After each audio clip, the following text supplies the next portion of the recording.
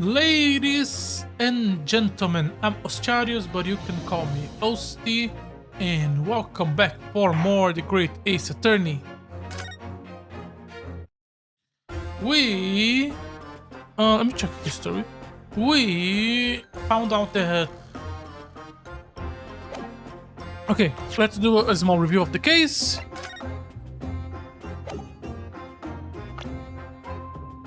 Jessalyn Brett. Jessalyn Brett is the victim. Our best friend is the accused. They were in this room. She was sitting here. She was stabbed in the back on this small hole in the wall. We still don't know that, but we do know that. She's connected to the reporter with this pen who was outside taking photos from the inside. Probably he's the one who stabbed her. Our best friend was here trying to talk to her about poison.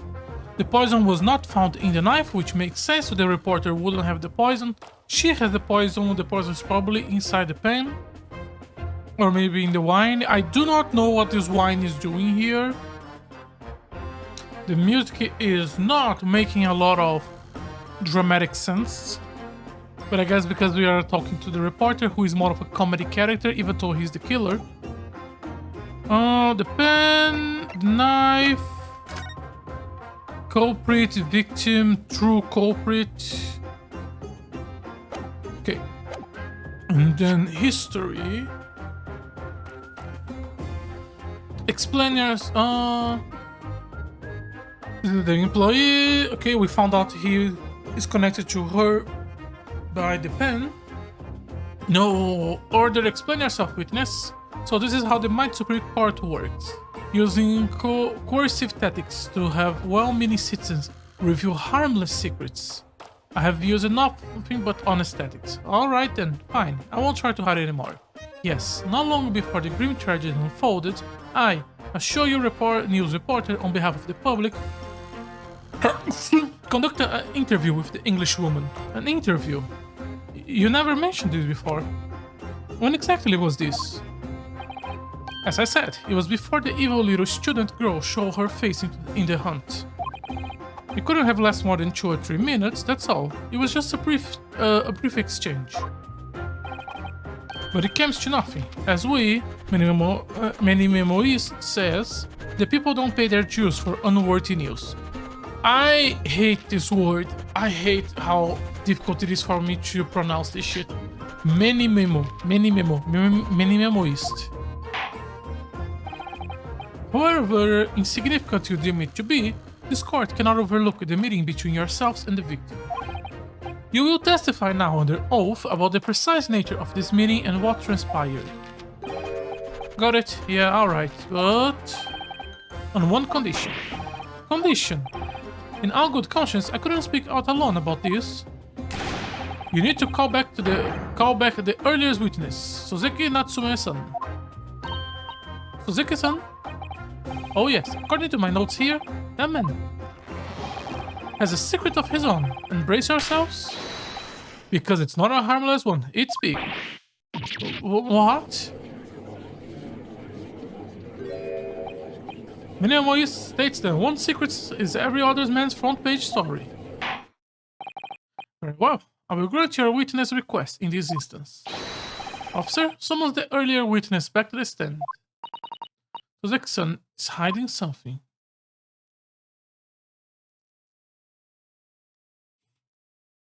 Oh, he's back to his coward way from when he was in England. I asked the English woman for an interview, but she declined. So I left the hunt without making a fuss. And how did she got her pen? Then, watching the secret from outside, I saw the woman being stabbed and the other witness come running. Watching the secretly from outside, I saw the woman being stabbed and the other witness coming running. So, you went to the hunt, tried to ask for an interview, he said no, you went around the hunt and started taking photos secretly from behind. Good job, man. The detective realized that the victim still have a pulse, so he ran off to fetch help. That's when this writer man here asked the woman a very significant question. But he didn't say anything about that in his testimony, which is why many memoirs demand to review it now. You mean to say the victim? The victim regained conscience? Well, when she did, you decided to ask her a question. That's, true, yes. He did. And that's not all. The woman gave him a very defined answer. An answer that incriminates the accused. This is preposterous. Why am I only hearing about this now? Also, before I was going to raise the volume of the game a little bit. This is preposterous. Why am I only hearing about this now? Why didn't you mention this before, you Yoko hack? It wasn't even a conversation. Yes, I did pose the wandering English Rose a question. I don't deny it. But she could no longer speak. She was barely conscious, even. Counsel for the defense, I expect a truth. Oh my god! Where is history? I have this shit open from the last stream. I hate myself. A thorough cross-examination to be conducted here. This court must and will know the truth. Let me just open some other words that keep stumbling me. Okay, sorry about that. Absolutely, Your Excellence. The reporter is claiming that Miss Brett implicated Ray somehow. What on earth could have happened in that hunt? I do wonder how we're gonna get to him stabbing. The witness secrets. I asked the Englishwoman for an interview, but she declined it, so I left the hut without making a fuss.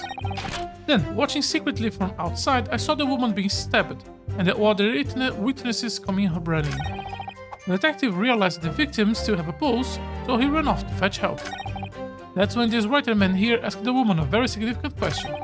But he did not say anything about that in his testimony, which is why Minimum Wage demands I review it now. Okay, let's start the press. Hold it! You asked her for an interview, you said. Well, of course I did. I want to ask her about the incident she was involved with at the end of last year. About the case in which Dr. John H. Wilson lost his life. The one that is completely secret and you shouldn't know about it. That's not the way I phrase it. Anyone let's call for straight talking. Why did you murder Dr. Wilson is how I put it to her. Yes, that sort of talking is as straight as a ruler. Ask every question as if it's asking for a menu in a restaurant. I say it's the best way. A veteran and the paper taught me that. And how did Miss Brett answer? With one simple phrase. Mystery is a woman's charm. Whew, that told me. So I waltzed right out of there. Really, something about that doesn't quite seem to fit together. Leave every room as if you're waltzing in a dance hall. I said it's the best way.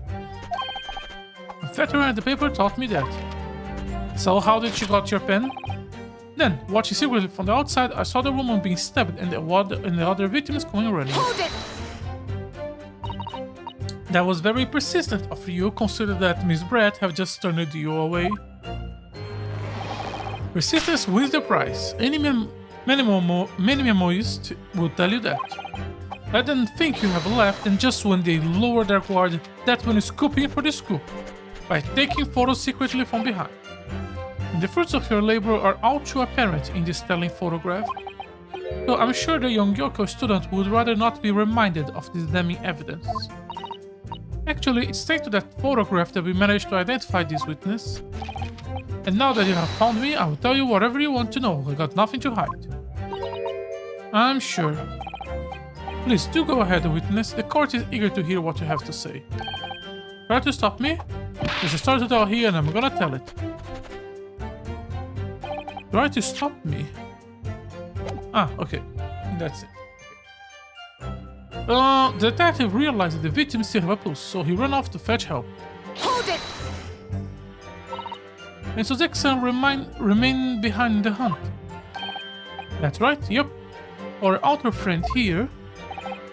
Was a blabbering Rex, shaking all over from his head to toes, mustache twinkling, eyes bulging. What do you expect? You don't know the terrifying troubles that taunted me while traveling abroad? Back behind the baleful bars, they were coming for me surely. That's how I could think. I fell as though I was gasping water, drawing a seat of cold sweat. Bruce's accent, his experience in London have scared him deeply.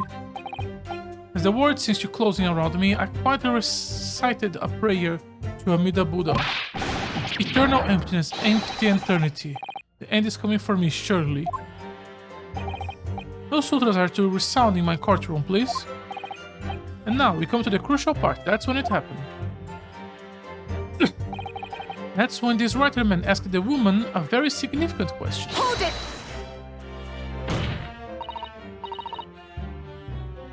What question? What exactly did he said? Well, now, you should hear that from the horse's mouth, I think. Don't you, Mr. Writerman?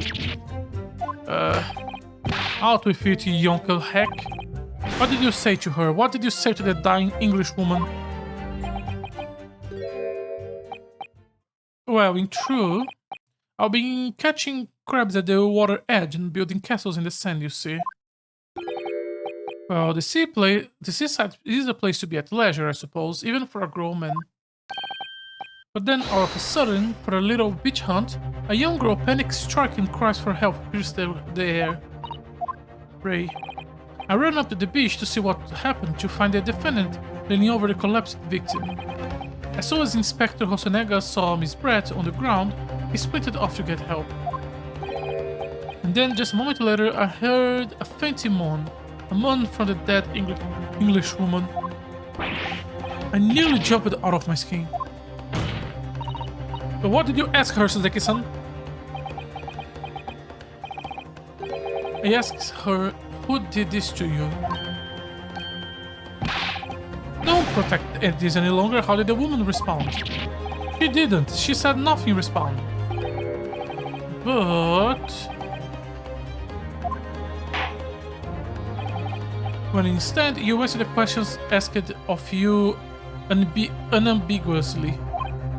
Now, without evasion or reticence, I demand that you amend your testimony. I will.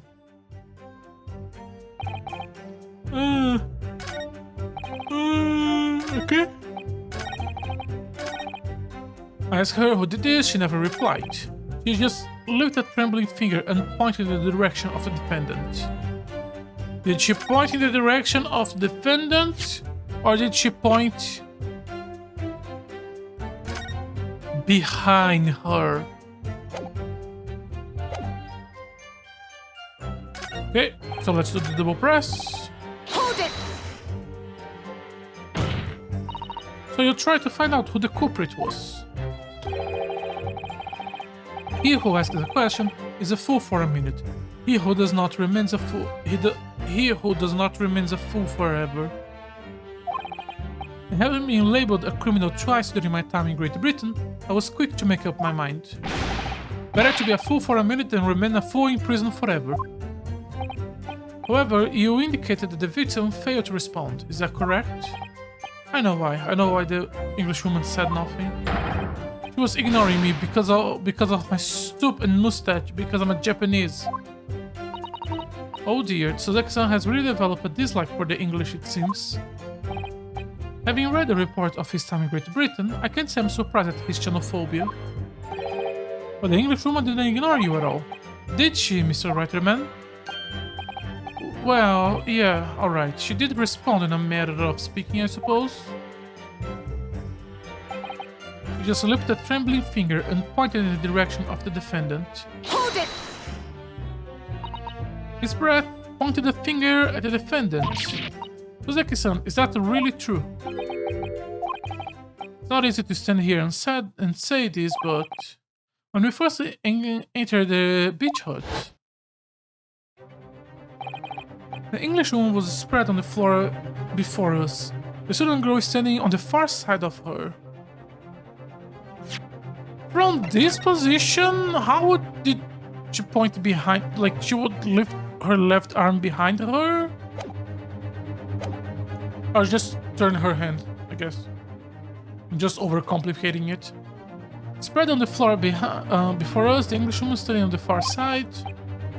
When asked who did this, the Englishwoman summoned her last ounce of strength to point a trembling finger at the back of the hut. So not at her, but at him. Okay. Which was, it cannot be denied, in the direction of the student girl who stand accused today.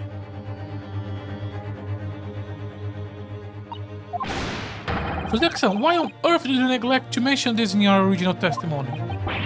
But fiddlesticks, I said. This is not a British court of law. You will respond in Japanese. Of course, the Englishwoman did point her finger towards the back of the hunt, but I was trembling, she was trembling, and everything was a blur. Thinking about it, I felt as though perhaps she was pointing at a slightly different direction. Actually, no, not slightly, in a very different direction to where the student girl was standing. Somewhere at the back of the hunt where nobody was standing at all. You mean that in your memory of events, the direction in which the victim was pointing are both unclear? Yes, that's it, unclear. I'm very, very unclear. Objection! Your Excellency, surely this proves the matter beyond all reasonable doubt? Yes, the woman may barely have been conscious, but perhaps her finger wavers slightly. But there can be no doubt that this was an attempt by the victim to confirm the identity of her assailant. Why? Because as the court can see, there was no other than the accused in the direction the victim was pointing. It is not abundantly clear that no one beside the accused could possibly have committed this crime? I am inclined to agree, and in the absence of any credible argument to the contrary, I believe we can now conclude this trial. No. The headline is writing itself. Dashing lawyer hopes dash it. 92 points across the whole page. We will do an extra edition. This is a serious blow, Sato.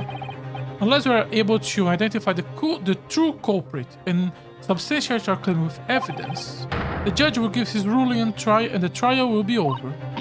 But that's impossible, Father. We don't even know how the crime was committed yet. Impossible to the task may seem, we have no choice. We must think back everything we have learned thus far. Somewhere in those details, I'm confident we will find the clue we need. Ray gave us her account of how the events unfolded in the defendant's antechamber before the trial resumed. She told us what happened the precise moment Miss Brett was killed. The Englishwoman was sitting at the back of the hunt, listening to what I was saying. And then a moment later, she suddenly got to her feet, before collapsing on the floor in front of me, with a knife in her back. How could Miss Brett have been stabbed in the back in a beach hunt that was empty but for herself and Ray? Somewhere amid the information we gathered so far, there must be an answer to that question. I take it that the defendant has nothing further to add. So, the gallant Yoko student's luck finally runs out. Can't say I'm surprised. In that case, I'm ready to deliver my final verdict on this matter. This is a crucial turning point. If I can't establish what really happened, it's over. Where was the real culprit hiding? I know. Objection! I mean, I do know, I just don't know how the game wants me to say. Your Excellency, I respectfully ask you to postpone your adjudication for the time being. Oh, to what end, Counsel? The defense would like to present the court with an alternative theory. An alternative theory that can explain who the victim was actually trying to implicate with her dying gesture. Objection! An alternative theory. None exists. Objection! There was someone else present at the scene. Who could have committed this crime? What? And the victim, Miss Brett, tried to reveal who it was to those around her at the time. By mustering out her remaining strength and pointing a trembling finger in the killer's direction. This is fiction, fantasy, a metaphor. Very well. As you seem so sure of yourself, Counsel, I am prepared to hear your alternative theory.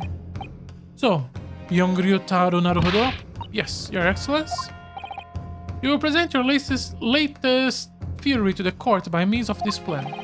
At the moment the victim started, where exactly you proposing the culprit was concealed? Right here. Take that! Naruhodo-san would never give up, and I am Naruhodo now. The true culprit who fatally stabbed Miss Brett was concealed in this location. Are you mad, Consul? You suggest the culprit was outside the hunt? What? Order. But student lawyer Naruhodo-san Esquire, that makes no sense at all. You just point out exactly the point where I was hiding to get my scope snap. But I didn't see any suspicious individuals loitering around, I can swear to that. Obviously, if the culprit had been outside the hut, there is no way he or she could have stabbed the victim who was inside the hut. Actually, Prosecutor Aoichi, there is a way. And in point of fact, the defense can provide evidence strongly suggesting that is precisely the way Miss Brett was killed. You're bluffing. The defense assertion is clearly too fantastical for the court to comprehend. You need to give us more guidance, Consul. What piece of evidence corroborates your theory that the victim was stabbed from outside? Do you want me to present these photos that shows that there is a big hole, or this photo where we can see the hole? I'm gonna go with this photo. The original photograph print of the crime scene. Yes, it's clearly visible in this print. Traces of a fatal thrust that was delivered from outside the beach hut. Objection! Do you take us for fools? There's no hint of any such things. I'm not sure everyone present would agree. Someone at least appears to have noticed what is it that I'm referring to. Counsel, once again, I must call you to be explicit for the court. Where is the trace of the stabbing? Right here. Take that! Look closely just here. In the screen in the back of the hut, you can see effects of a blade being forced through the reeds. Wait, blade being forced is a strong word, but yeah, there is a hole. No, I cannot see any such thing. It's true that the hut in question have 4 walls as expected. However, by parting the reeds, a knife blade could easily penetrate them. This is extraordinary. Yes. The true culprit actually stabbed the victim from outside the beach hut. And of everyone present in the scene, there is only one person who could have done that. Only one person who was directly outside the hut when Miss Brett was killed. Right then and many memos, son. It could only have been you. No. Objection! This preposterous idea leaves me almost speechless. Just look at the photograph again. The victim lies almost exactly in the center of the beach hut, does she not? Are we to assume, as part of this farcical scenario, that the assailant was a knife thrower? Objection! Oh, that would be fun. No, of course not. We're not. If you recall the testimony of the defendant about the events just before the victim's death, inside the beach hut, I confronted Miss Brett. But she just sat on a stool at the back of the hut, smiling sweetly at me as if she knew she was untouchable. A stool! Have another look at the photograph. It's lit in the reed screens, would align perfectly with the back of a person who was just sitting on that stool. My word! So in fact the victim was killed while sitting on that stool by a stab wound to her back delivered to the red screw through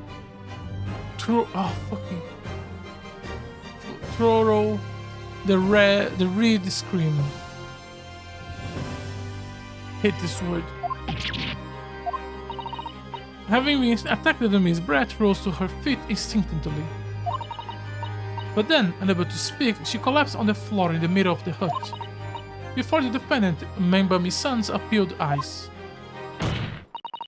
And that, Your Excellence, is the truth of what happened on the beach that day.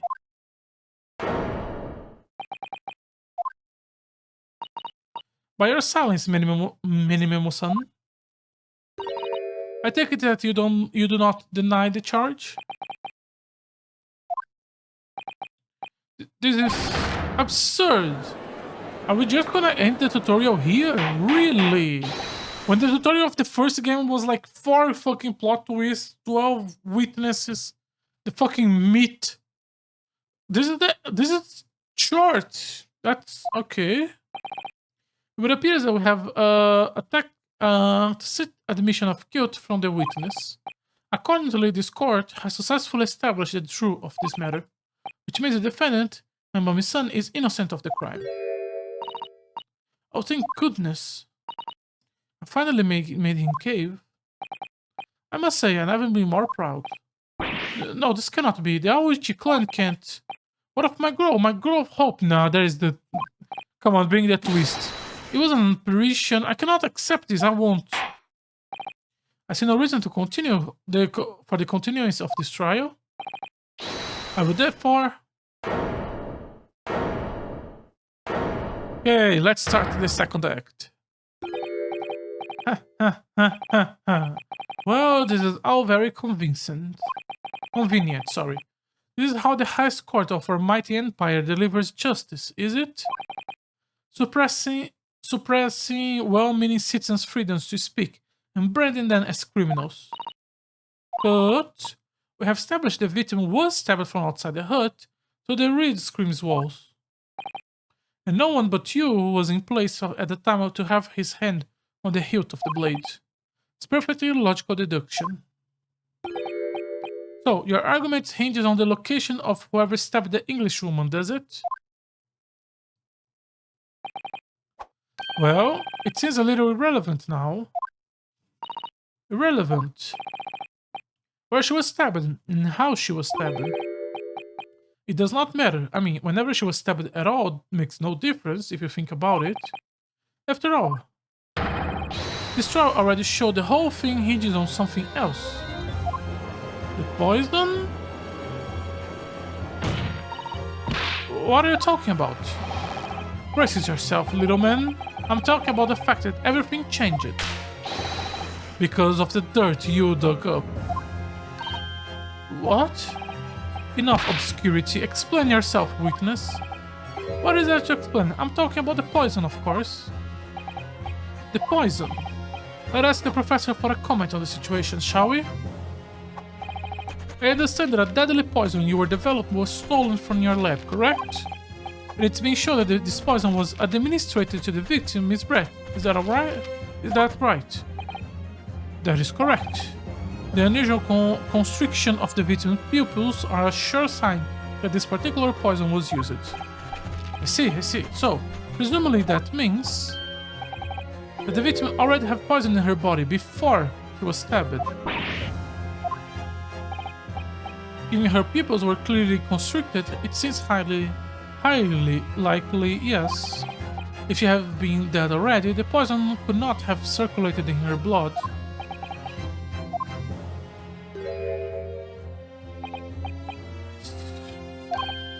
How refreshing to hear an argument of metropolitan minds. Precisely, it matters not a jot who stabbed who, in whose back, and with whose blade. Because, quite simply, the Englishwoman's life was taken not by the knife, but by the poison. Objection! But that cannot be explained by the poison being on the blade as already... Come on, Susato, you're better than this. Forgot already, have we, Yoko? During the very proceeding, the laboratory of the professor at your side assisted in providing. But the blade of the poison used to attack the victim have no trace of poison on it whatsoever. So let me get this down. The facts, as carefully established by the defense in this trial, turn out to be a headline-making red herring. Is that about right? Do you not deny stabbing the woman?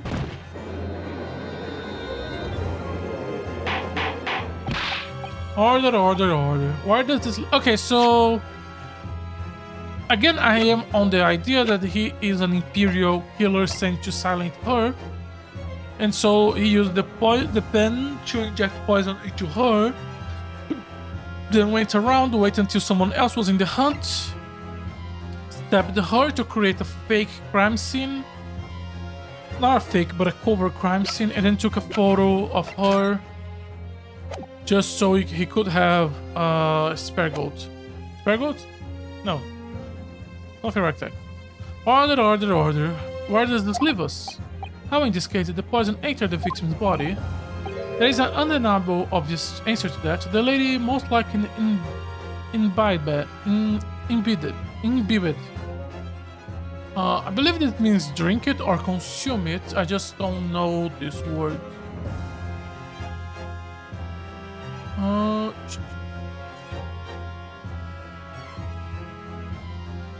Imbibe, to drink. Okay, yeah. She already imbibed it. You mean she drank it? Have another look at the photograph here. As you can see, the wine, a little bottle of carbonated water and a glass have been knocked onto the sandy floor at the beach hut. That's not carbonated water, that's wine. Is this the translator of the game trying to remove the alcohol so the game can be PG-12? The poison could have been slipped into either. So somebody made this bread drink it. Well, what do you know? Look at those dashing eyes. This will make for a great front page shot. Hey, what a bewitching stare. After all, I'm the last person you should be looking at. It will make no sense that I poison a woman, would I? I mean, that's been established already. Hold it! That has not been established. What are you talking about? Don't tell me you've forgotten. That's a little hard to believe, given the person who established it was you. What on earth are you talking about, dude? Let me capture those white eyes. This is prime press folder. This is. It would seem that this trial is not destined to end yet, after all. I hereby call upon the witness to give further testimony. That's great, that is. Let me get a shot of that magnificent beer, Your Excellence. You claim it to be impossible that you were the one responsible for administering the poison to the victim. You explain to the court in your testimony the basis upon which you make such a claim. I'm a journal and a man. I never try to run or hide from anything in my life. And I'm not about to start now because that's main memories. Like, I do wish we have a confession where he say, yeah, I did stab the woman. For a brief moment, I thought I eliminated True, but slipped right back into obscurity again. Just where is this trial going to take us?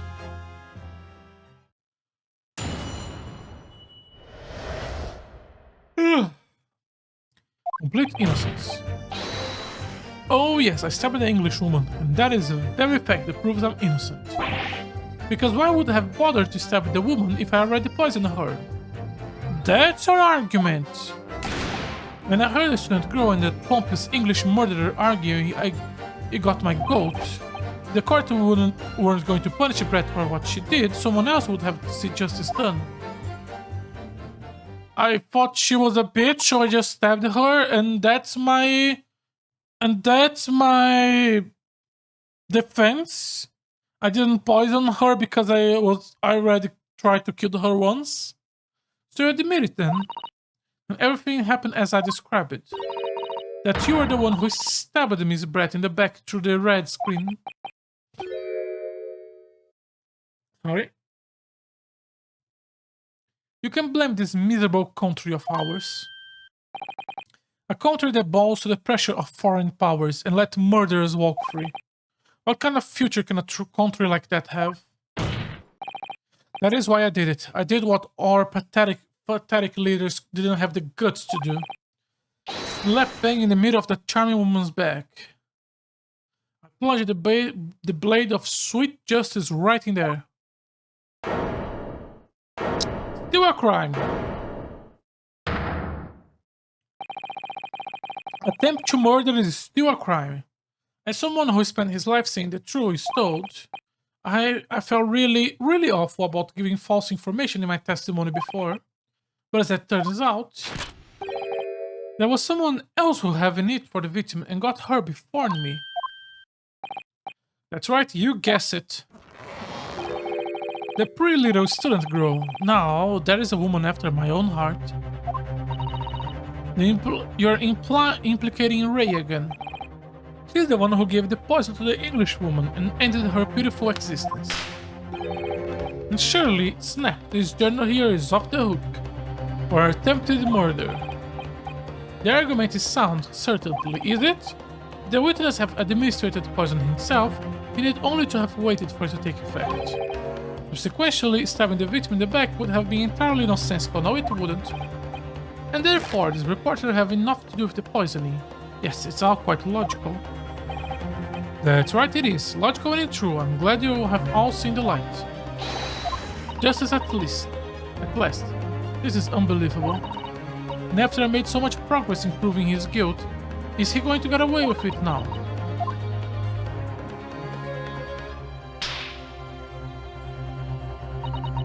Think of Kazuma-sama and Naruhodo-san. They never stopped looking for a way forward until the judge's final gavel. Well done, Counsel. Proceed with what I assume to be your final cross-examination in this trial. Already! I got my sense of pacing all weird because of the first game. Yes, Your Excellence.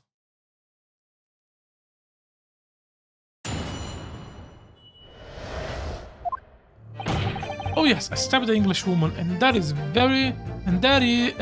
and it's that very fact that proves I'm innocent. Because why would I? Okay, let's just press. Hold it! So you admit that you have murderous intentions towards Miss Brett, then? Ha! The woman's very existence offended my sense of justice. Your sense of he's claiming some sort of righteous indignation. He was pure evil, a cold-blooded killer who committed murder right here on our empire's soil. But did our good-for-nothing government do anything? Not a chance. So I have to step in. Fly the flag of justice. Put things right for the people, yes. It was my civic duty, that's what drove me to do it. So, in summary, murderous intentions. Whatever you wanna call it, the point is this. That English woman was obliged. But I have to do what was right, for society. Yet, a real wrong was done by the student girl in the dock, crime for which she must pay. Obviously, because poisoning was nothing to do with me at all. Because why would I be bothered to stab the woman if I have already poisoned her? Hold it! You still maintain that you didn't give the poison to the victim. Obviously, that would be like putting a belt on your trousers when you're already wearing braces like this. I do want braces like this. I don't like belts. The accused administered the poison, following which this witness stabbed the victim. The accused administered the poison, following which this witness stabbed the victim. An unforgivable act, certainly, but not one of murder. The crime rests on the accused's shoulders. That is how the law works, you see, Yoko. Who knows? You may even learn something here today. 2 consecutive attempts on her life in the space of minutes. Quite a day for the victim. Do something that evil and you got it coming. That's how the law works. The law of reckoning.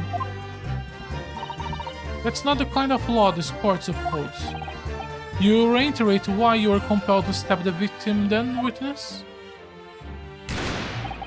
When I heard the student girl and that pompous English murderer arguing, it got my goat. Hold it! What exactly were they arguing about? About what happened in the restaurant 9 months ago, that's what. The student girl was laying on the English woman for killing her beloved maker, Dr. Wilson. Yes, John H. Wilson. Professor of Medicine invited here from... Oh, we don't need to repeating. Right, but the English woman just Jara. Her case was to be heard by the British Consular Court in Shanghai. However, there is little doubt that she would simply have been acquitted and sent back to her homeland a free woman. It was eating the student girl's upside, you could... Sorry. It was eating that student girl up inside. You could see it. I really fell for him.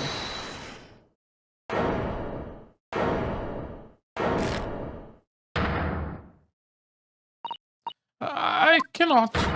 I cannot stand here and listen to this tripe. Ray, young girl, you stand accused here. You cannot just blurt out whenever you feel like it.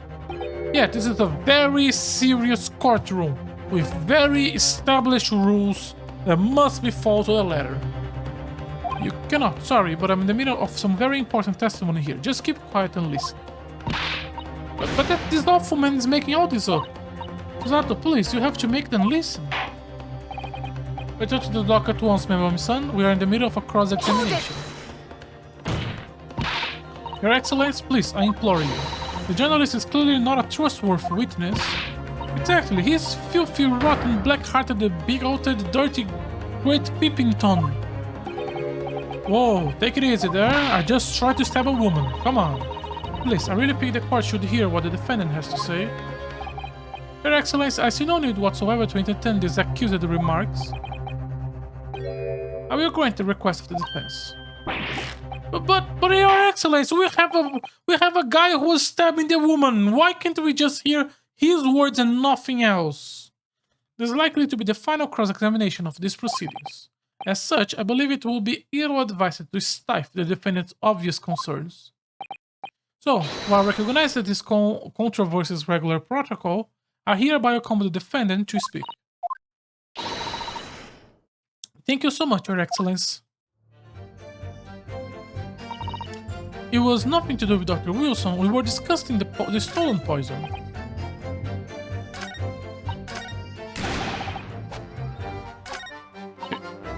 Hold it!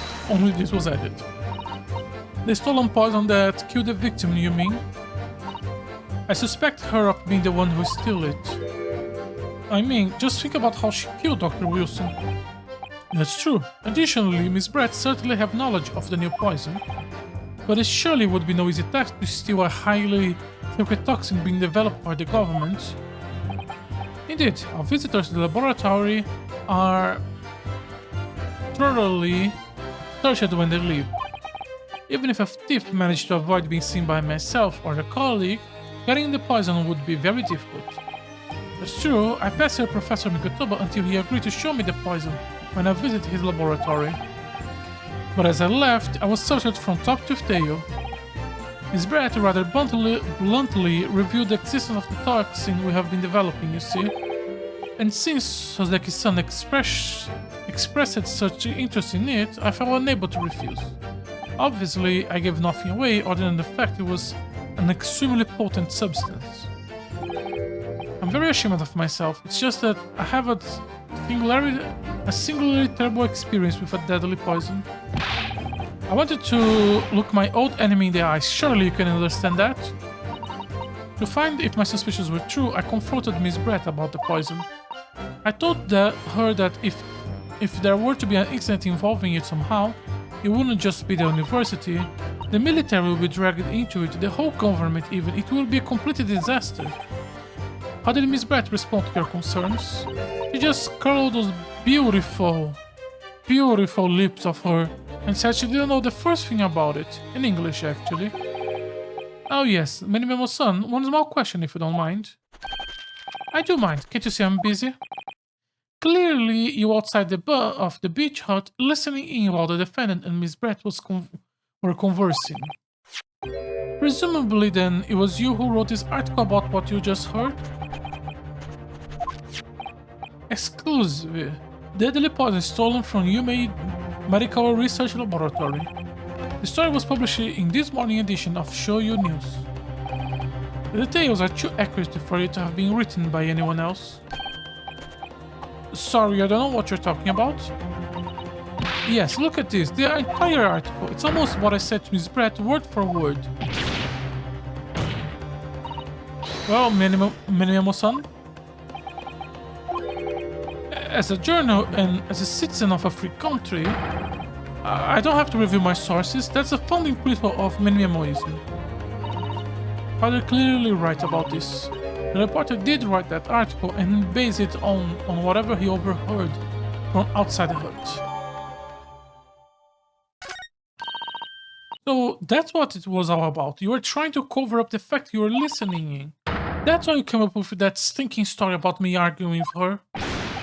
Shut up, my story never stink. Look, whatever you say, little girl, it doesn't alter the facts. Your Excellency, there is something I want to say, and I want it to go on record. Very well, you may amend your formal testimony.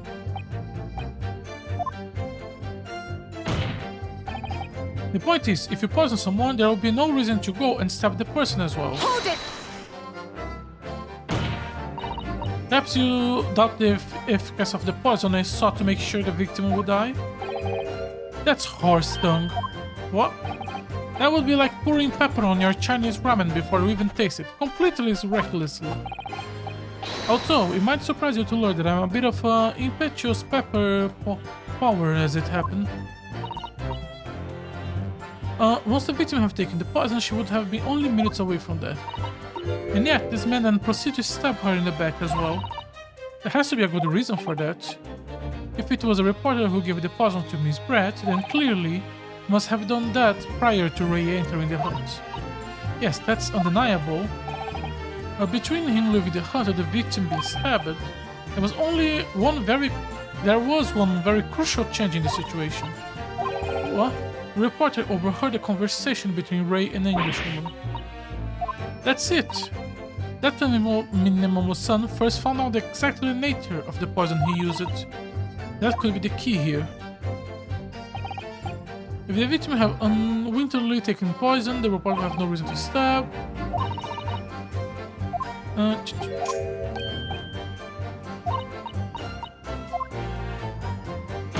Okay. It's this sentence here.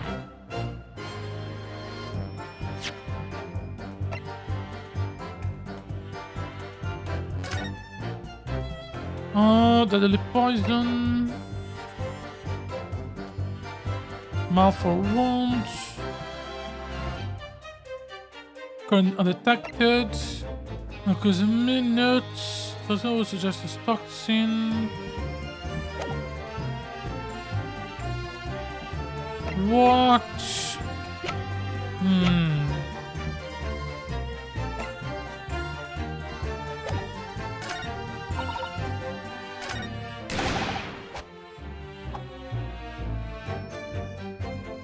I mean, I can present here the journalist because Objection! yeah, but we have already established that that's wrong on the text itself. All I wanted to say, a woman already poisoned her. The point is, if you poison someone, there will be no reason to go and stab the person as well. It would if you don't know.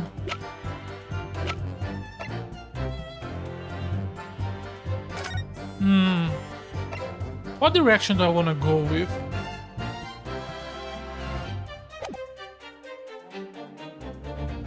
To create an alibi is my idea, but I don't think that's what the game wants me. We have 2 new ads. This is the final sentence, so this is probably it. And we did update the poison article to establish that it was from the eavesdrop. I don't think it's this, but these are the new lines and the new proof. Objection! Okay, it was just that. Well, I can think of one reason. What? But before I explain, I'd like you to confirm something for the court. Did you glean the information for this paper article from what you overheard outside the hut? It is a lot more detailed than necessary. Of course, there can be no question about it. After all, when we were all in the laboratory together, all we were told is that it was a terrible toxin. There is one important fact to consider. According to the witness, Miyomi-san's verbal attack against the victim began as soon as she entered the hut. In other words, it would have been possible for her to have slipped the poison into Miss Brett's stream. Objection! Where are you going with this? Miyomi-san has made it quite clear that he observed every single thing that happened in the beach hut. If the defendant have somehow found an opportunity, this man would have seen it. Which means that Miss Brett couldn't have imbibed... God damn it. imbibed the poison whilst the defendant was present. In fact, it must have been administered to her before Mamisan entered the hut. Yes, very articulated put. Okay, I get it, what they are going with. I don't get it how this poison article on that sentence leads to this. When I walked into the hunt, I immediately started to... I literally only used those because this was the proof that updated and that was the proof that was the sentence that was added. When I walked into the hut, I immediately started to press Miss Brett about the poison. At which point, Manuel's son overheard some worrying information. Worrying information? What worrying information? The information which he subsequently included in his newspaper article, namely, that the poison was being developed in strictly secrecy, and it couldn't be readily obtained. Oh, they are using the sentence to establish that the poison would be able to be traced back to him. So he did a second kill method. Okay, that's what the game wants to go with. Okay. Absolutely. In fact, that's quite an understatement. The only possible place it could come from is my lab. And furthermore, anyone afflicted by the poison would exhibit a telltale signs of death. The extreme constriction of the pupils. Yes, it's quite stark when you see it. There are other poisons that show similar symptoms, but not a non-new substance that are undetected. In other words, it's clear that the victim's life have been ended by the use of this particular poison, which would reduce the number of suspects to only a handful of people. Everyone in my laboratory is aware of the unique properties of the toxin we've been developing. None of them would be foolish enough to attempt to use it for some nefarious deed. Me and my son being no exception. Therefore, we can conclude that whoever administered the unique poison to the victim was a layperson, unaware of its telltale properties. In other words, someone like you, write in the minimum. Oh, is written to make it things like it's written memo? It was you who stole the poison from the laboratory that day. It was you who administered it to the unwitting victim. But you quickly realized that was a terrible mistake. Because the poison caused such unusual symptoms and it was so traceable. As you're listening from the far side of the beach hut thin walls, you learn of this fact. But you already given the victim the poison at that point. It was too late. So you hatched a plan to disguise your mistake. A plan that involved stabbing the victim in the back through the reed screams. Wouldn't the wall here be completely bleached in blood? Plan that involved stabbing the victim in the back through the reed screams. But what good could that possibly do? Isn't it obviously, Counsel? The plan was to kill Miss Brett before the poison could take effect. Once in the blood, the poison caused onset of pupil constriction. But he have hoped the precipitated victim's death before that happened. Sorry, he have hoped to precipitate the victim's death before that happened, haven't he? Exactly. Because without any revealing sign of the new secret poison use, no one would ever have suspected. That is extraordinary. Yes, the effects of the poison meant it would be too easily identified, but the killer have to mask its use. Which he attempted to do so by plunging a knife to the middle of the victim's back. Where did he get a knife? Does he just walk with one? Order, order, order. The argument presented is sound. The court is satisfied that it warrants consideration. Sorry. The court is satisfied that it... Okay. Does the prosecution have a counter-argument it wishes to put forward? Well, there are numbers of... yes, I counter completely. Objection! The prosecution's evasive response clearly shows that that in much the same way as he nurtures the remnants of his top knot, he is clinging to a lost hope. God damn! Now I need to burn him like that. If I now hold it.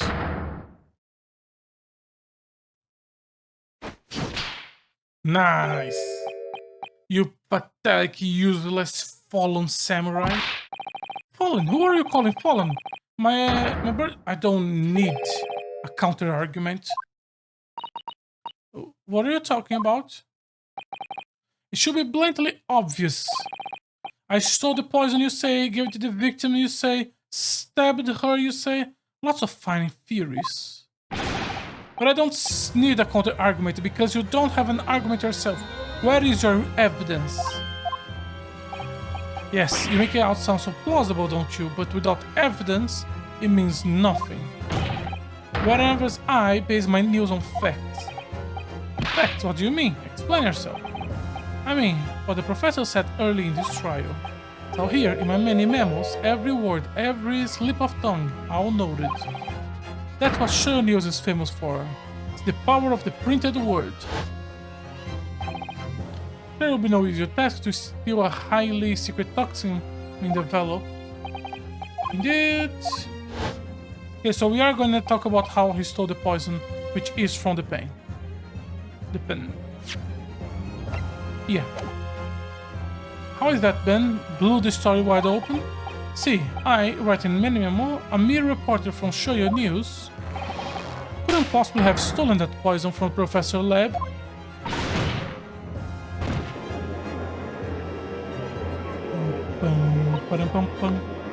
But there can't be any question of it.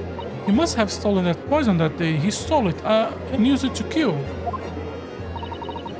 And if that's the case, as you have identified, the poison itself is the definitive evidence we need. Because whoever stole it from the laboratory that day is the true culprit here. What is your point, you annoyingly handsome country bumpkin? My point is this, there is one way that you, Menememo's son, could have stolen the poison that day. I have heard enough verbal conjecture now, thank you. What the court must be shown is evidence. What proof do you have the witness stole the poison? He stole using the fountain pen. Take that! The proof is this fountain pen. A fountain pen, how can that possibly be relevant? Those magical pens somehow seem to have enough ink to write many thousands of kanji characters. I believe they are arriving in our country for the first time some 15 years ago now. I swear by my whistle hair calligraphy brush and nothing else. Those newfangled pens are merely a fad. Well, as a forward-thinking man of words, obviously I love my fountain pen. Suck up a subcone of sufficient ink and one's work is awashed with words in the blink of an eye. That's right.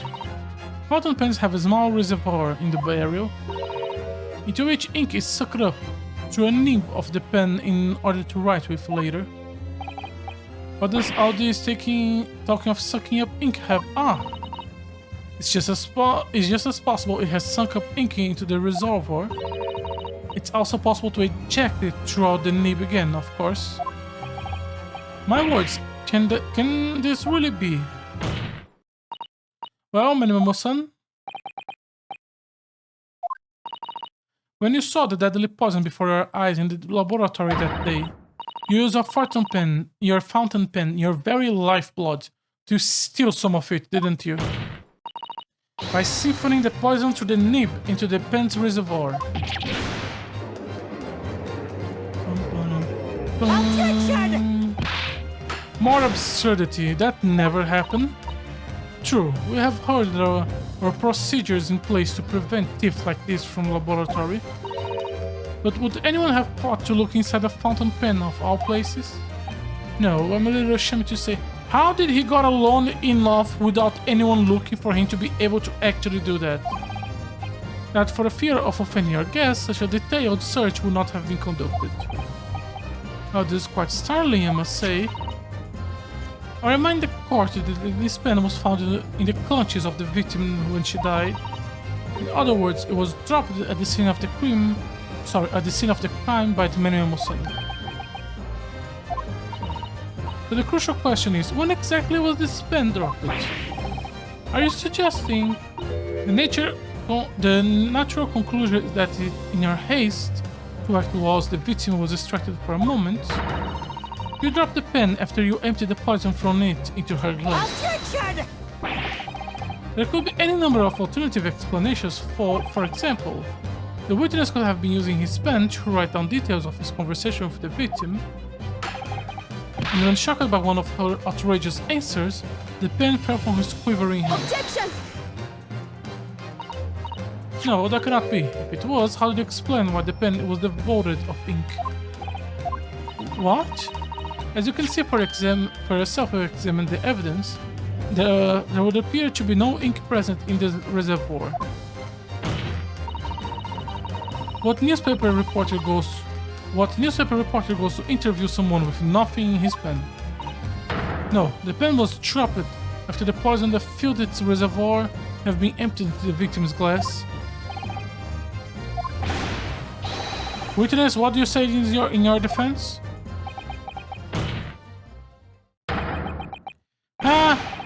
So this is your modern justice. This is how your modern justice system works, is it? So what if the ink in my pen runs dry? So what if my pencil snaps? I can always claw my way back into the game. I have plenty in reserve.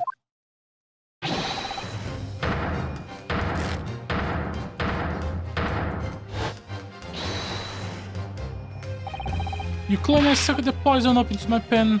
That's a wild speculation, nothing more. If you thought you could bring down a fine upstanding citizen with a trick like that, think again. It looks as though it's going to take one final decisive blow to finish this matter. You see, the situation is not very simple. It rests upon whenever or not this witness did indeed steal the poison on the day in question. And therefore, it all depends on whenever or not the defendant can prove he did with evidence. Objection! No such evidence could possibly exist. Name-son, this is how our modern justice system works. What? In the courtroom, evidence is everything. Something you would do well to remember. Because you are well past the point of speculation at this stage, I assure you.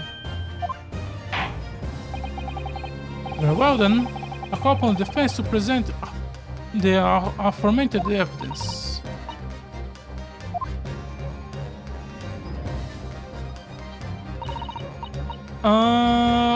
Was this poison? Take that! Can't see what is that bottle. That bottle contains a unique chemical reagent that can identify the poison in question. Yes, the poison is an entirely new synthesis of alkaloids developed by my colleagues and I. It will be impossible to detect trace of it by any other method. Or from another perspective, simply with this chemical reagent, anyone at all could check for traces of the poison. Reagent? What? One drop of the content of this bottle in the tip of the fountain pen, Menemo-san, is all it takes to solve this case beyond all reasonable doubt.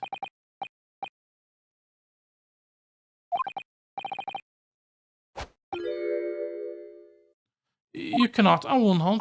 I will not.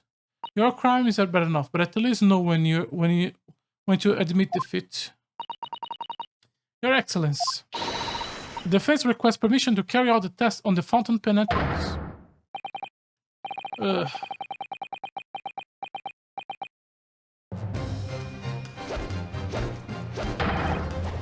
This isn't my fault. The Empire drove me to try to hold his head high at civilization. I took my arms in front of the mighty pen. I fought tirelessly in the name of justice and righteousness. Many memo! Susato, with me. I'm there. Hiya! Good job. Did I do it right? That was the Susato takedown, wasn't it? Not quite. That was a Ryutaro takedown.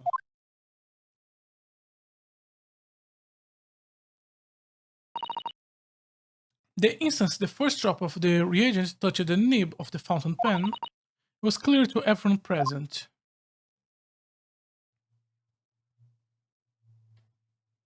Yeah, I killed a bitch. When I saw it there in the lab, the poison, the devil got hold of me and I decided to do it on a whim. I excluded myself and emptied all the ink down the sink in the bathroom, washing the reservoir out carefully. And then you waited for an opportunity to suck up some of that poison, didn't you? Into your fountain pen. Yeah, that's right. Answer me one thing, Minimemo-san. Why did you steal it? For what purpose? Isn't it obvious? To find out what it was made of and expose it in an article. I mean, it was a secret project after all. Too juicy for a journey like me to pass up. Then why did the English woman end up dead? I went to the hunt intending to quiz her on the situation. That's all, as a reporter. A no-killer, enjoying full freedom, evading justice by leaving the country. I told her what I thought about it. And she just left it in my face. Oh, what is this? A Far Eastern caveman purporting to practice journalist. So are you not a spy from England to silence her? Really, you must learn the difference between reporting and listening at doorways, you ignorant plebeian. What did you call me? This country, with its pretensions to a justice system, to a free press, it's really very depressing. You see, our superiors were in the West, yet you lack the mental capability to emulate them. Get out of here, you oaf. Get out and crawl back into the cave you came from.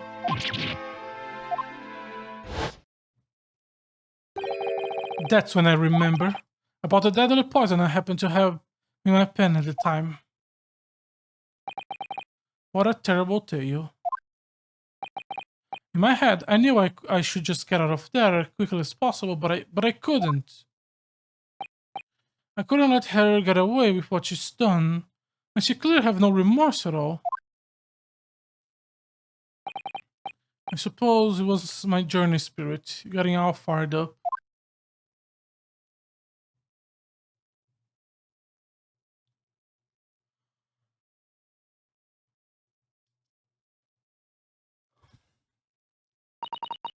I'd like to ask you one thing.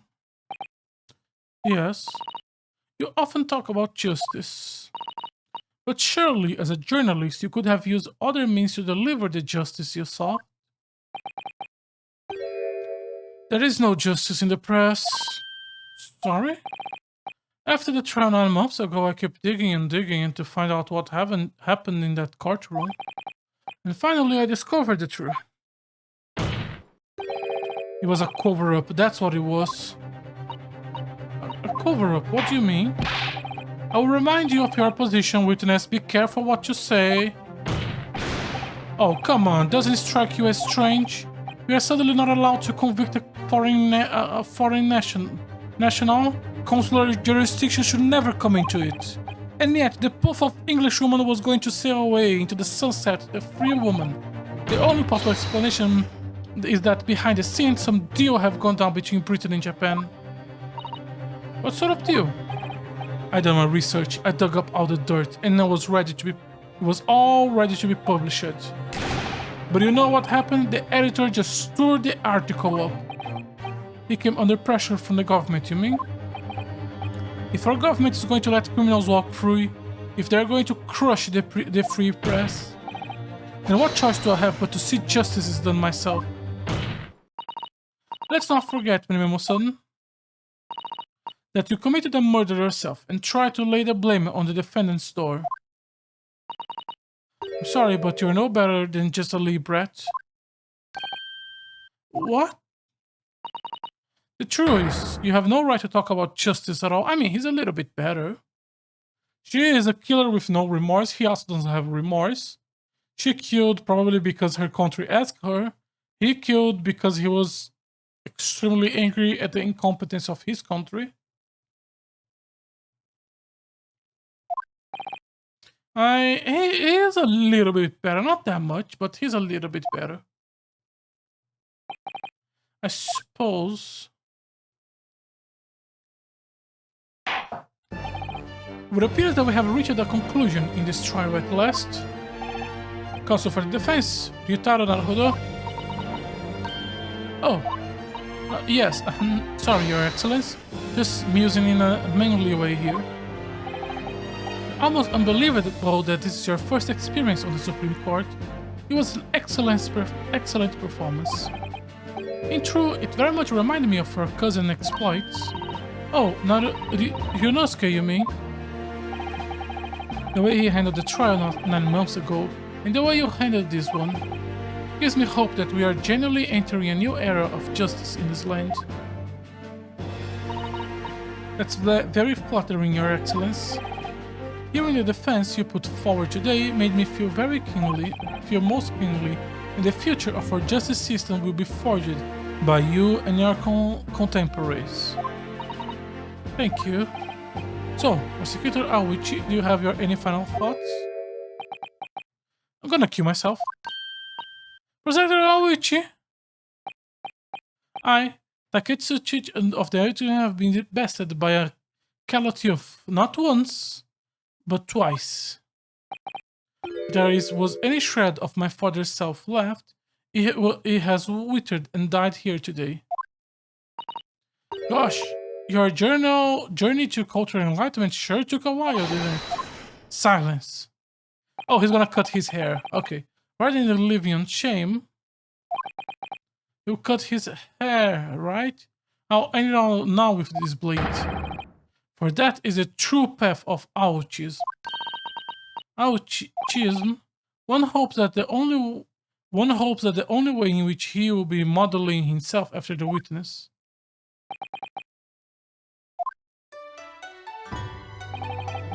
Spring of my top knot. The time is right for farewell. Hope is lost forever. Taketsuchi.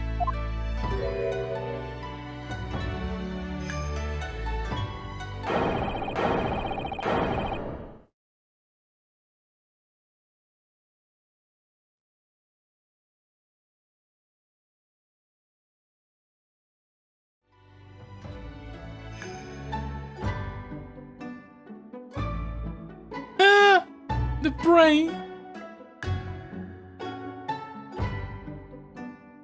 Yeah.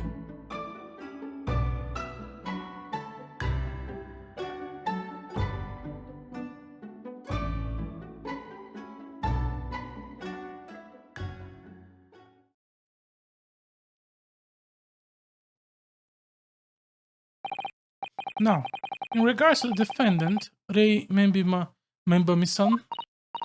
Yes, Your Excellence. I have reached my final verdict. I hereby find you not guilty. Confari Court? Oh no, this is Sakura Court. I forgot about that. Yeah. I love the people cheering in the back. Court is adjourned.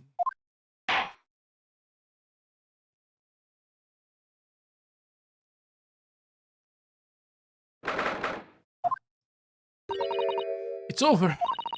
My heart is still pounding in my chest, though. It's all I can do just to stay standing. My heart is still pounding in my chest, though.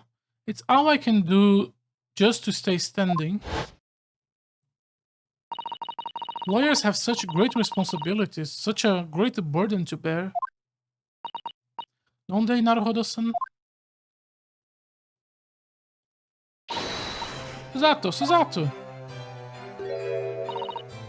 Thank you so much. You were so dashing in there. Rei and Father. Honestly, I'm so touched by everything you have. Oh no. I think I'm gonna cry. It wasn't easy, but together we made it. I was on the verge of tears at the end too. The only reason I'm still here is because of you. Oh, I can't take all the credit. It took courage to tell the truth in there. You did wonderful, Ray. I would have to say that the congratulations belong to you. Susato, don't be a standoffish. Sorry, we are friends, equals, and the trial is over. No more of this formal super humility nonsense. It's time to celebrate with swagger. To throw caution to the wind. Caution to the what? I'm the great defense lawyer Ryutaro Naruhodo, and I'm taking you out to a milk bar tomorrow. Or something. Right, I see. I'll think about it, Ray. At any rate, we really knocked the wind out of that horrid man, and it felt so good. Yeah, it was satisfying. It really was. Isn't there anyone else we could have thrown together? I hope you're not looking at me, Ray. Oh my goodness, no, of course not, of course not! That is at least Ray's lovely smile. You fought for your friends at the very least. As your father, I'm extremely proud of you, defense attorney Ryutaro Naruhodo. Thank you, but I couldn't have done it without your help. Anyway, it's time to bid a farewell to Ryutaro, I think. I shall miss him in a way, but it's back to Susato Mikotoba now. So, I'll never see him again then. What a terrible shame. What? What is happening? Soseki-san, Inspector Hosonaga, I do hope you've been keeping well. Is that really you? Yes, I have to change my appearance for, well, obviously reasons, I hope. But it's me, Susato Mikotoba. I don't... So dashing, so divine. No. Doubly divine, dashing, yes, and devilish divine. Just look at you. I have no idea, Susato-san's esquires, that you were local student Naruhodo's esquire cousin. Astonishingly stunning ace attorney. Poor Soseki-san, so confused. Still remember the first time I ever met him, he was in a prison cell in London. What an extraordinary conundrum it was the unwitting student from Japan found himself embroiled in. But after Naruhodo's skillful defense at the Old Bailey, Soseki-san was free to return to Japan. Did we need that? That flashback? Oh, is he going to be important in this game? And now he seems to have earned himself great fame as an author. I'm stunned. That is a truly impressive disguise. Even I have no idea, and I'm the chief inspector at the police bureau. Who came with Mr. Toto, no less. I'm not sure you should be admitting to that, Inspector. Amazing, you're a woman of many faces, I see. Yup, I agree with that sentence. Just you, really. And this was a once-in-a-lifetime event, I hope. Oh, I'm not Patron Yuto, Inspector. Well, I'm a professional, of course. I do worry about Inspector Hosonaga sometimes, I really do. 9 months ago, when he appeared here at the Supreme Court to testify, he was undercover, disguised as a head waiter of a restaurant. And then on the steamship to Great Britain, of course, disguised as a sailor to keep us safe on the journey. So that didn't help you, did it, Kazuma-sama? From my perspective, I have to admit that I have mixed feelings about all this. I mean, now that the truth has been lost forever. What do you mean? I'm talking about the murder of the Englishwoman committed at the end... I'm talking about the murder that the Englishwoman committed at the end of last year. Oh, yes, it was an English doctor who she killed, as I understand. Dr. John Ed Wilson. The man I invited to Japan personally. The mystery is, why did she kill him? And now the culprit herself is dead, we'll probably never know the answer. Because he knows secrets. about some government shit that for some reason Suzato fucking knows. And is not fucking telling us. I really hope, more than a good reason why she knew about the title of the book, I do hope they gave us a good reason why she didn't talk to us about it. And we have to wait for another fucking game to get it. With Mr. Sherlock Holmes, the great detective, I mean. Yes, I remember Mr. Sholmes well, of course. Ah, my arch nemesis, how... Sorry? How lightly you utter his name. Well, according to the stories published about him in the Adventures of Sherlock Holmes, the detective wants to have a partner who helped him solve crimes. A best friend. And that man was an exceptional doctor of medicine by the name of John H. Wilson. What? Dr. Wilson? I just can't believe that is a coincidence. I think the English doctor of medicine killed here in Japan 9 months ago must have been friend and partner of Mr. Holmes. And if that really is true, then the poor girl won't ever see her beloved father again. As you know, I traveled to Great Britain once myself to study. It was around the time you were born. Yes, grandmother told me about it. The day you were born, your father just took on a ship and went to the other side of the fucking world. Just told her mom, not my fucking problem, and just went. Little bitch. Yes, grandmother told me about it. On returning to Japan, I took up my professorship at the Imperial Yume University. But I also served another role as an advisor to the government on diplomatic affairs. Yes, I'm aware of that as well. In that case, I'm sure you understand there are some confidential matter I cannot divulge to you. Could you just tell me one thing? Why did you summon me back to Japan? It's been 2 months since I returned. When I left England, it was because an urgent telegram had arrived from Japan. It said you collapsed with a high fever and you were growing weaker by the day. What? Where did that news come from? That is what I'd like to know, because after that long sea voyage, I found you in fine health, father. Was there something in Great Britain that you perceive might inconvenience me in some way or harm me? That's really the only explanation I can think of. Dear me, do you reserve your most cutting glares for your father, Suzato? Yes. Sorry, my dear, cannot... let me go. Meruemo-san, so one throw wasn't enough for you? I've got one last thing to say before you take me away, Professor. Me? I know the truth. I know you have a hand in what went in that visiting student fate. Giselle No, not her. The student of law who left for Great Britain 8 months ago. The student of law, he mean Kazuma-sama? What are you talking about? What does any of this have to do with Kazuma-sama? Nobody here in Japan knows anything about it. They don't know that the guy never made it to Japan, that he died on that steamship, and that he will never... Well, I didn't expect to find him in here.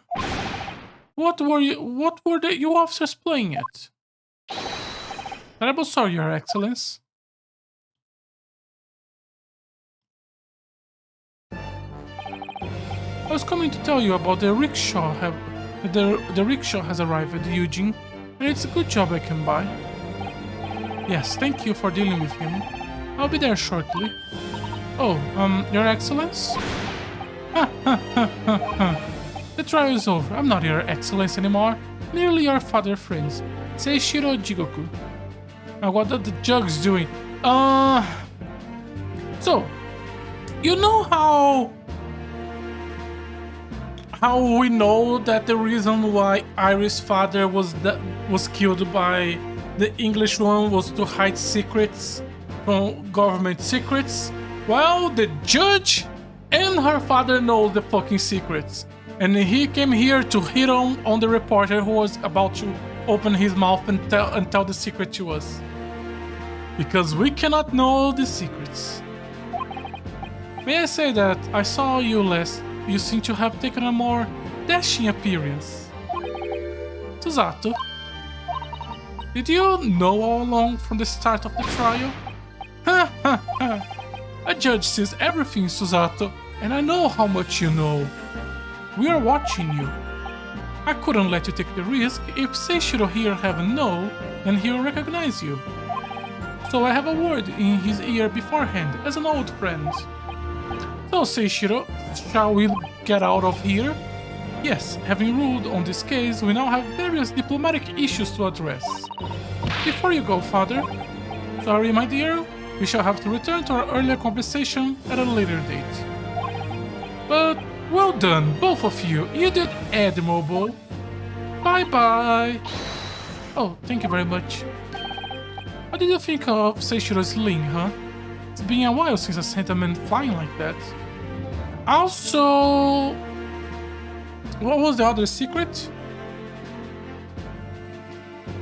There was another secret. Fuck, I forgot.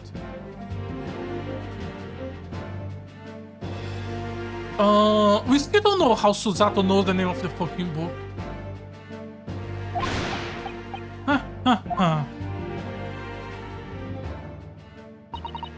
Whatever father could be hiding from me. Oh yeah, the father at the end of the last game when he sent the message telling her to come back to Japan because he was sick, that was a lie. He was not sick. Why did he do that? He's not telling us. But it was probably to protect her from Chief of the Defense. I am going to be so fucking angry if we finish this game and the Chief of the English Defense is not the final bad guy. About this elite brat, about Dr. Wilson, and now, according to the reporter, about Kazuma-sama. Wanna have to bring this up to Father sometime, when nobody else is around. Judicial Assistant Mikotoba-san Esquires, could I have a word? Yes, of course, Ozeki-san, what is it? I think perhaps it could be fate that we are meeting again like this now. You see, there is something I need to tell you. Oh, I believe that it may be related to the reason why your father summoned you back from England. This I have to hear. Please, Ozeki-san, tell me at once. I will. As you know, my time in England was terrible. Cursed, I have no doubt. Such awful things I was involved in. Thanks goodness, local student Naruhodo-san's Esquire stepped in. After he secured my freedom, I couldn't wait to get on a ship back here to my homeland. Having arrived in Japan, I submit a report about my experience to the Ministry of Foreign Affairs. The next thing I knew, I have a visitor. It was your father, Professor Mikotoba. He wanted to ask me about my report. My father... He seems to be especially taken with a particular part of the report. Anyway, he left eventually, having thoroughly quizzed me. But it was the very next day he sent the telegram to you asking you to return to Japan. What was it and the particular part my father was interested in? I don't really know exactly. But you do remember those two terrible cases I was caught up in. Of course, I could never forget. Your father seems to concern himself mainly with the second case. So the final case of the game? Second one, you mean the one Mr. Sholmes forbade any of us talking about in public? Which is why the only case involving you that any member of the public is aware is the first. Oh, I don't care. I don't have to listen to what that Darceline detective says. Anyway, the point is, since that case somehow holds the key to all these curious unanswered questions, that horrible, heinous case, the case of the haunted logins. Wait, no. Yeah, that's the case where the woman died from the thing falling from above. Was that not the first case?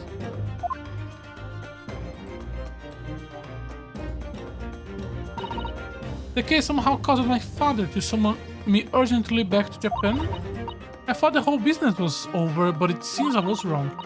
Perhaps that was only the start. Perhaps the story is not yet told. I'm having trouble remembering. He was the man accused on the fourth case? And he was a little bit there on the fifth case. English woman's death is solved, thank goodness. Okay. And having stood in the Supreme Court now, I think I can comprehend a little better. How you must be feeling as you fight for people's freedom in a foreign land, Naruhodo-san.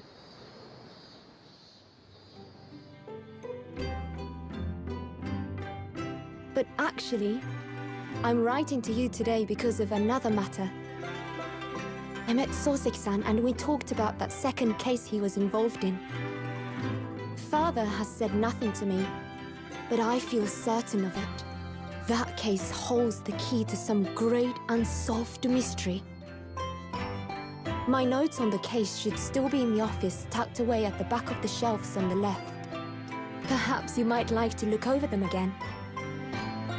Today, for the first time this year, it feels as though summer has arrived. The sky is a brilliant blue. It makes me long to see you again. Yours, Susato.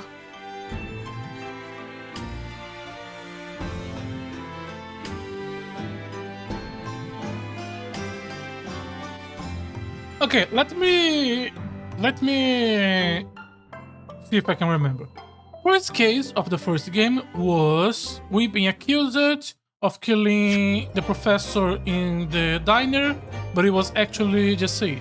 Second case was the boat case where Kazuma died. Third case was best fucking case of the game, which was the bus. Fourth case was his case, which is the case where the couple was discussing the book fell from above, ended up killing the woman by mistake. And then the fifth case was the final case, which was a government secret case. But that case only happened after Susato left to Japan. Was that a secret case in between the fourth and fifth case of the game that happened off screen?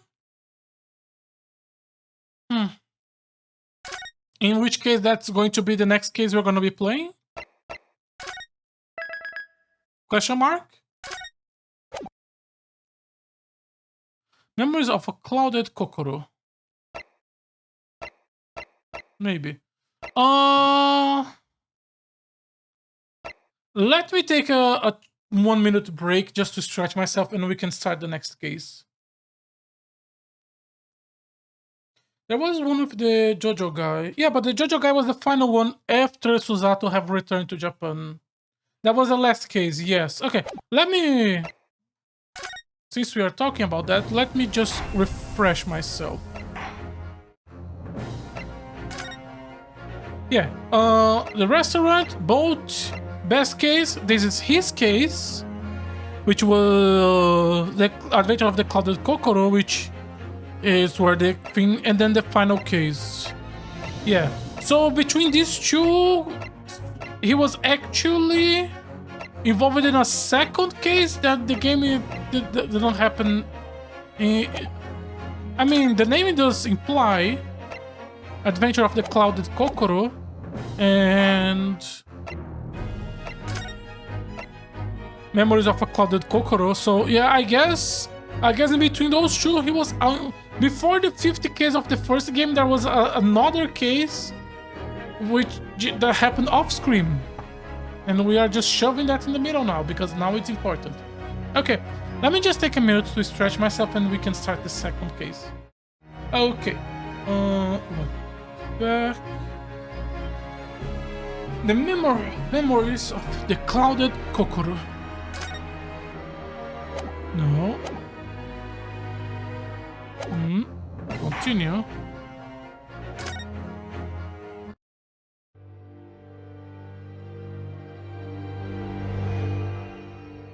Memoirs.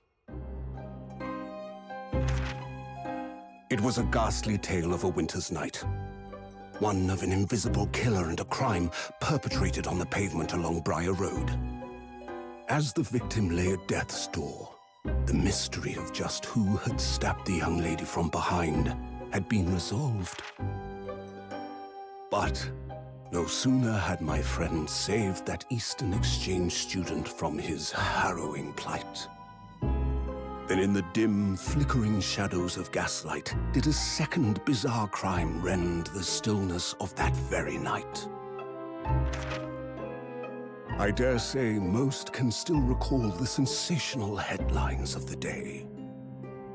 Haunted apartment of death, the condemned criminal's curse, the dread demon of coal gas. Yet, though the great detective had at once discerned the truth upon his arrival at the scene, it only proved to be the overture that announced the rising of the curtain on a most tragic play.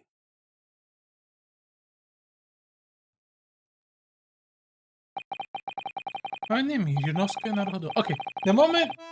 And now I need to go to bed. So we're gonna be right back again, and then we're gonna not stop. Sorry about that, should have gone in the first break. My name is Yunosuke Naruhodo. I'm a fledgling lawyer, just starting out on my journey. 6 months ago, I arrived as a visiting student of law. Having made a long voyage across the sea from the Empire of Japan to here, London, England. On the way, in quite extraordinary circumstances, I made the acquaintance of a world-famous detective.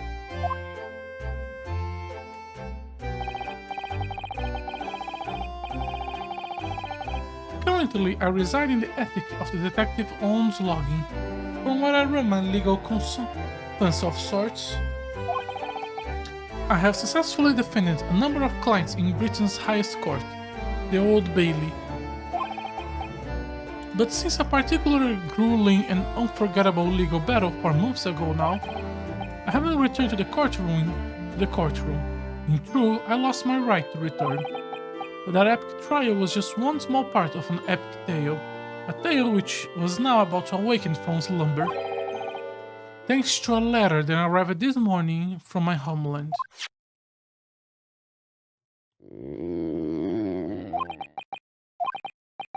What a delicious smell waffling up the stairs. It must be nearly time for breakfast. I better go down to Mr. Showman's suite and say good morning to the great detective and his flatmate.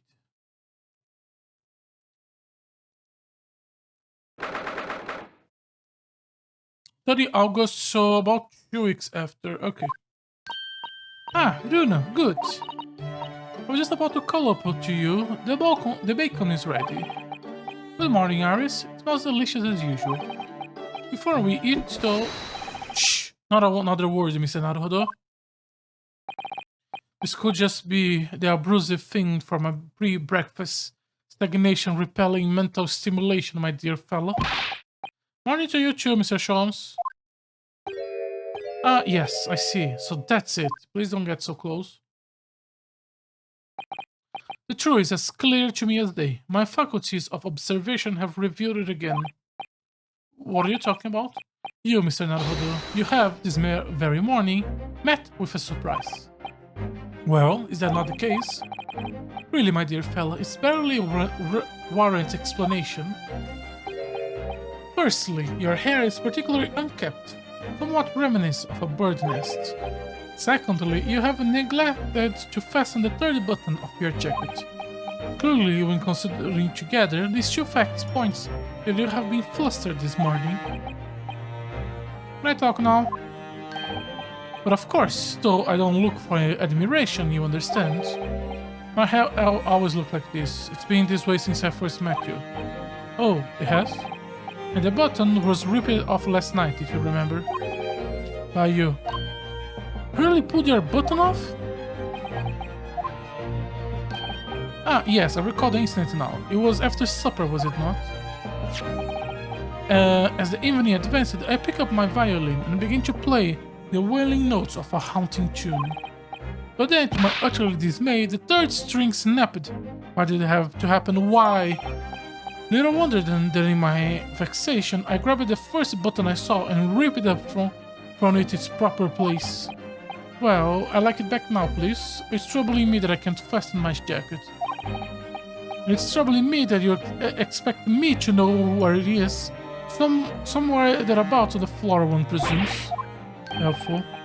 What matters at the present time, my dear fellow, is simply whenever or not my deduction was unerring. But Hurley, Runo said it when he came in, didn't he? I have a surprise this morning.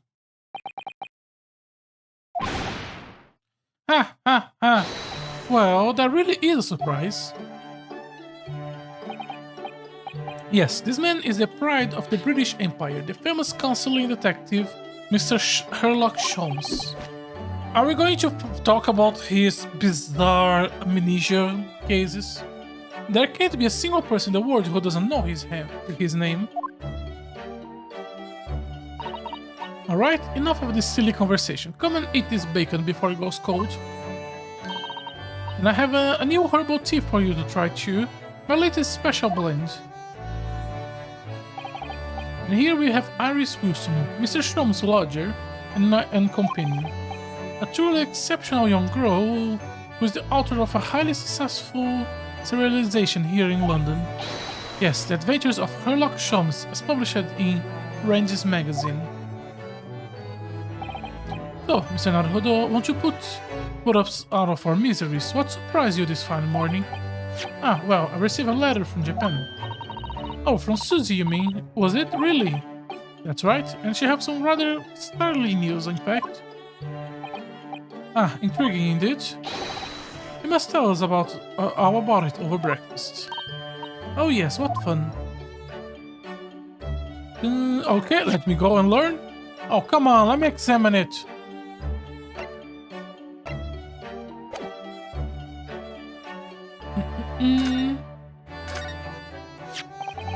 This letter that arrived from Japan this morning by international post. How lovely, look at Susie's beautiful writing, I wish I could read it.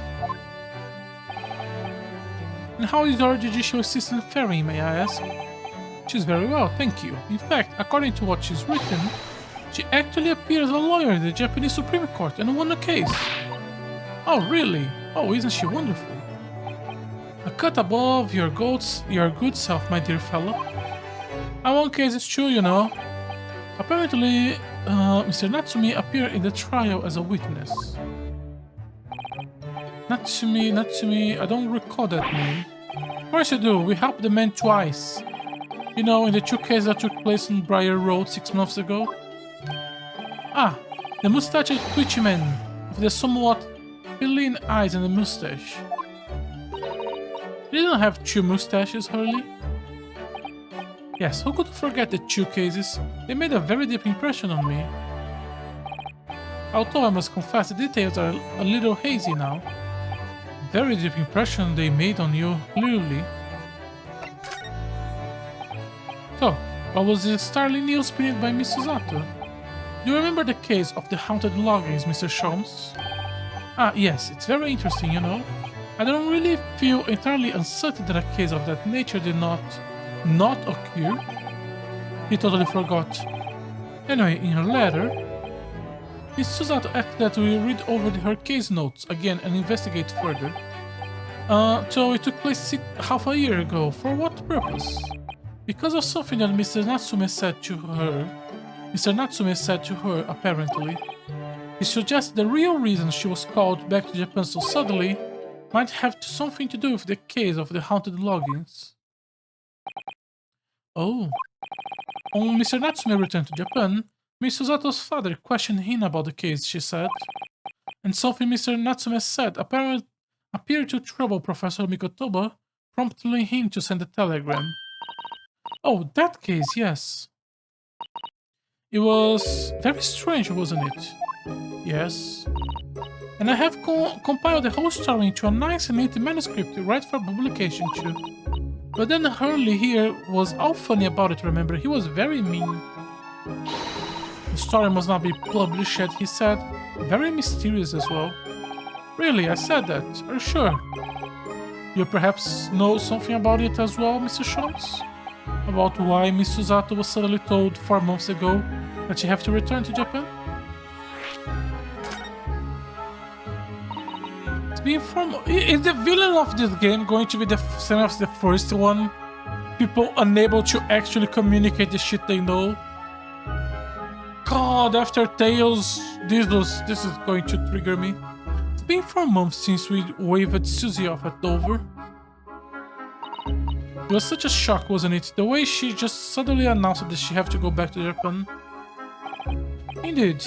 The telegram she received from her homeland, I believe. That's right, telling her to return urgently. Yes, because her father have passed away. No, just say he was suffering from a high fever, the cause of which was unknown. He's not dead. But according to this letter, the news about her father's fever was a ruse. A ruse. So Susie's daddy lied to her so that she would make the voyage back home. Why would he do that? I have to admit, I have absolutely no idea. But she believes it's almost certainly related to the case of the haunted loggings. We are just going in circles. Summoning her back to Japan so suddenly like that, I wonder what Miss Susato's father is hiding. Hurley, do you know what it's all about? Yes, but he's gonna act as he doesn't. Half because he's hiding, half because he doesn't remember. Well, who can say? What? But you said...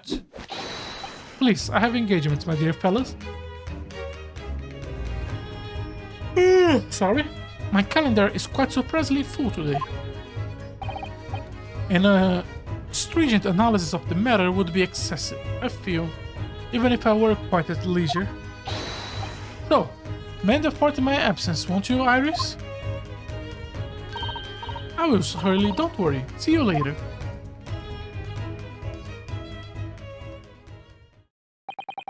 He's cut off rather quickly there.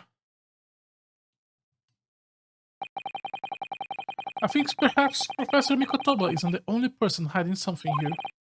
Ozeki-san was involved in 2 cases, but only one of them was forbidden from being published. By, of all people, Mr. Sholmes. Ah, I found them at last. Iris, are they? The notes about the case, that's right. Susie and I compiled them together. The case of the haunted loggings. Do you want to read them, Nuruna? Absolutely, thank you, Iris. I have no idea what secrets could still be hiding in the shadow of this case. But perhaps if I read over the notes again, something might come to light. That's the spirit.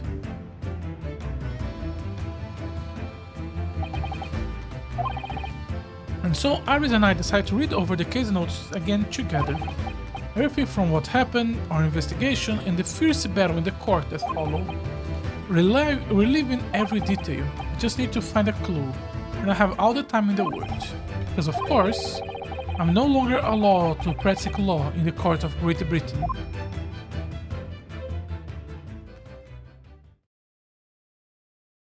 Because of the whole case with the English national secrets.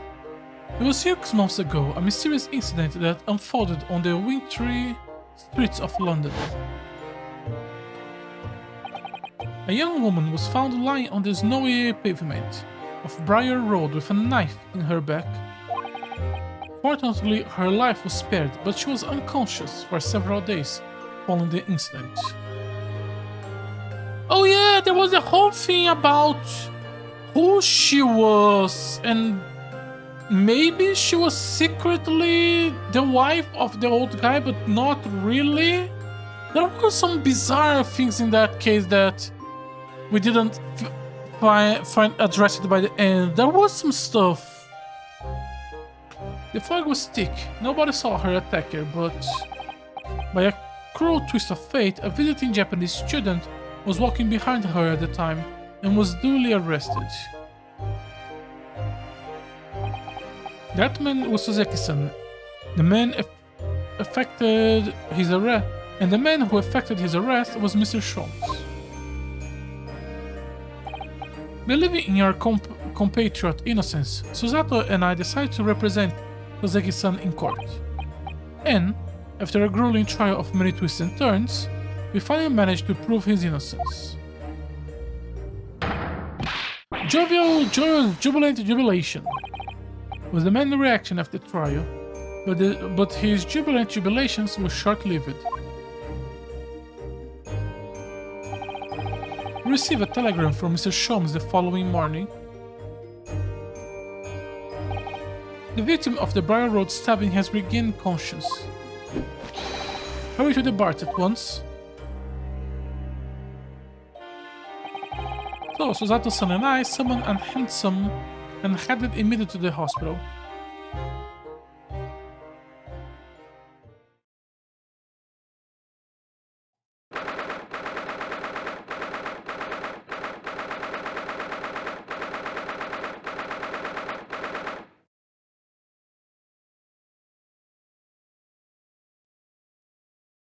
Okay.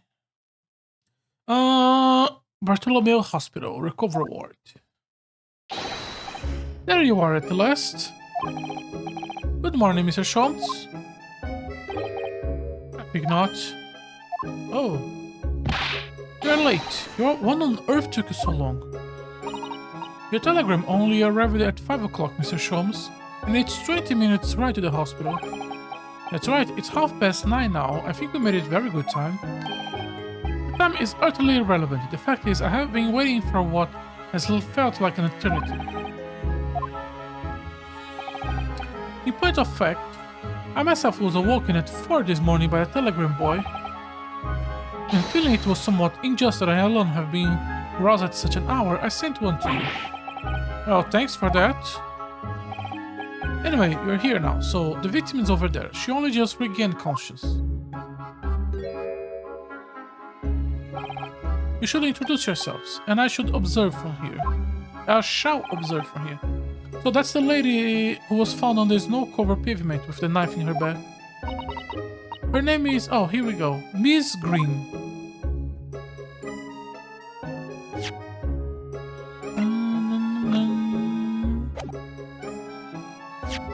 Why do we have evidence? Second-hand book rescue from some books that Mr. Natsume purchased at the second-hand bookshop was submitted as evidence to the trial. Yeah, I remember this.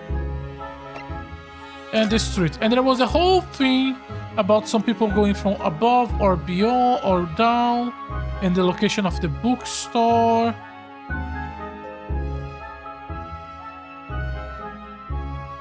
Okay.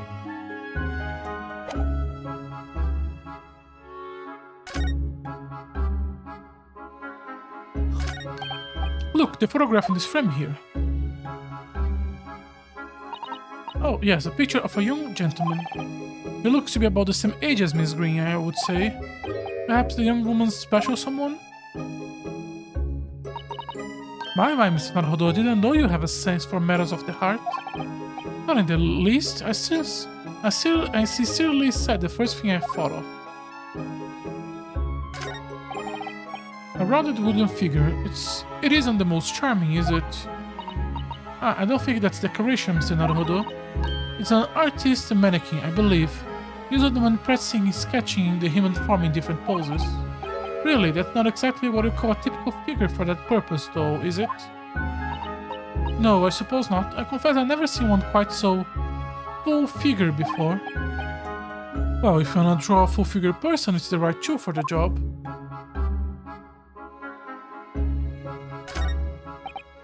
Ah, this looks like the patient's treatment note. Let's see. Do not feed. Where is this place? A zoo? You know, I seem to remember something almost identical sign in our local park. For the pigeons, yes. This is a person. Poor woman. I hope she didn't read it.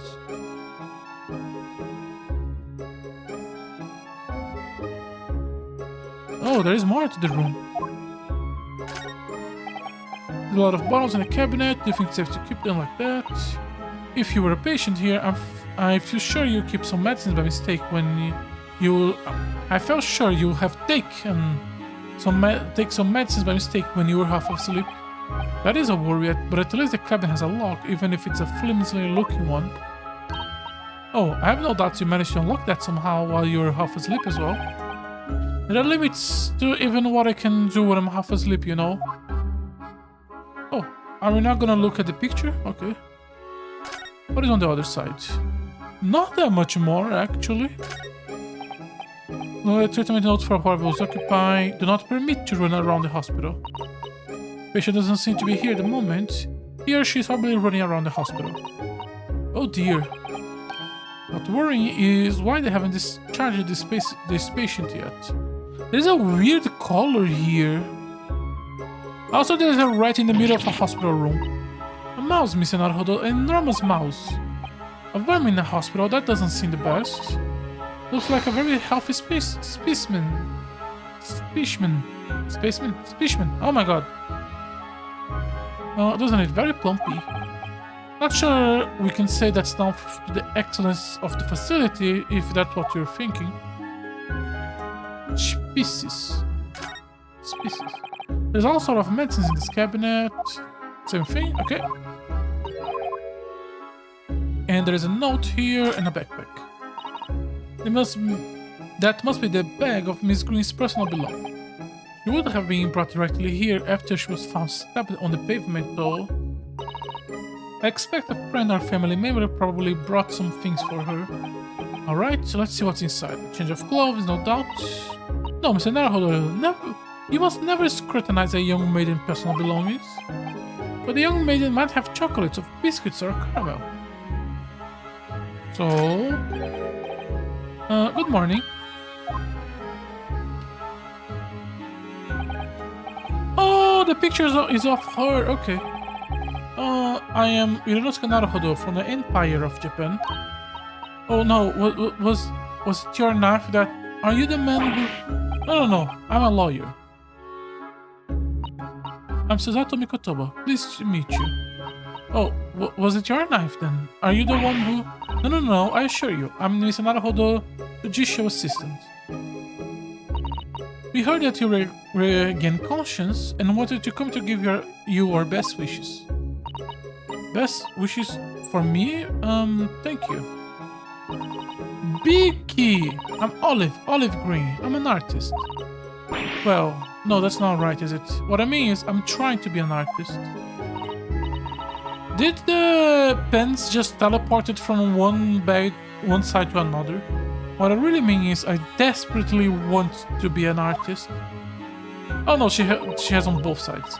But the truth is, I don't have any talent. I know I don't. No wonder I was stabbed in the back. I don't think that's related, actually. Gosh, this young woman seems to be bent over backwards to put herself down. Since as we are here, we should ask her about what happened from her perspective, I suppose. She'll suddenly be struck in the back by a blade as you were walking along the pavement. What a terrible experience you have, Miss Green. It was so cold that day, and the fog was so thick, I couldn't see a thing. That was 4 days ago now, I think. Is that right? Yes, that's right. I'm afraid you've been comatose all that time. But the case has been solved, hasn't it? While being here in the hospital, I mean. Indeed it has, my dear maiden. Spectacularly by none other than I, Herlock Sholmes. Mr. Sholmes, as you well know, it was Mr. Naruhodo's hard work in the court that solved the case. Are you yet to hear what happened, Miss Green? Yes, I'm afraid so. A gentleman from the police force is supposed to be coming to film me shortly. Oh, I see. Me coming around seems to have made everyone frantically busy. I'm so sorry, I should never have regained conscience. It was selfish of me. Oh no, we are all relieved that you are on the mend, Miss Green. Really, we are. That kind of attitude, maybe her surname should be Blue, not Green. So, you're an artist, are you, Miss Green? Oh no, I couldn't possibly claim then that I'm a fledgling artist at best. I mean, I'm a student of art, really, at the Thorndike Academy of Fine Arts. Oh my, an Academy of Fine Arts? Great British is such a wonderful country. Tell me, Miss Green, do you live hereabout? Oh no, actually... Sorry. I don't deserve it, but I have a little flat on Brickstone Road. I see. How very interesting. Oh, is it? Brickstone is some 10 stops away on the underground from here. And Thorndyke Academy is a mere 3-minute walk from Brickstone Town Center. Does that matter, Mr. Sholmes? Perhaps not, but the Briar Road is far less salubrious part of the town by comparison, dealing by those of inferior means. She lived in rich people's house while was on a poor people's street, including the maleficent Mr. Mustache. Inferior mean I suppose was Alexander's fit the bill. Struck me as somewhat out of the ordinary for a young fine art student to be walking such a district. That is all. What is this? She suddenly climbed up. Mr. Sholmes, you should be ashamed of yourself prying into a young maid in private affairs. Ah, oh dear me, do forgive me. If you don't mind. I'm being discharged shortly, so I need to pack up my things. Oh, yes, of course, we won't keep you. Thank you so much, Mr. Green.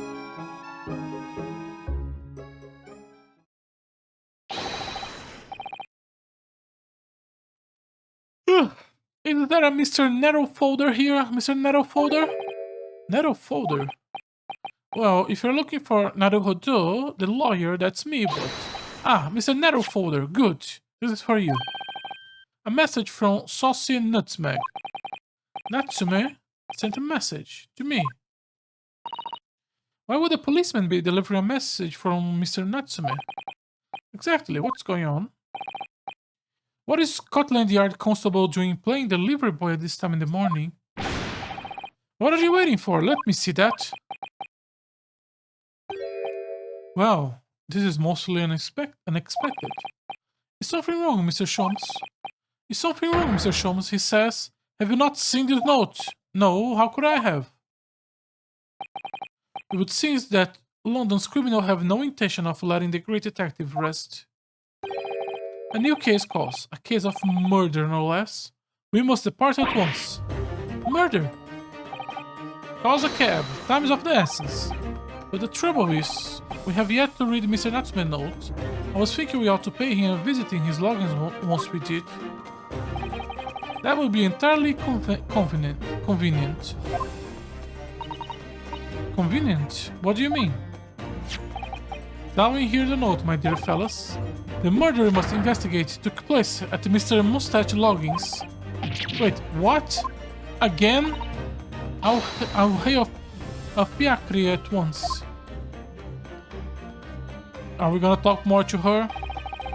It was only yesterday that Soseki-san was in court and we were dispelling doubts about his innocence.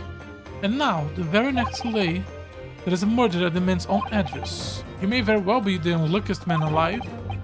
Or so it seems to us at the time, but we were soon to discover it was worse than we thought.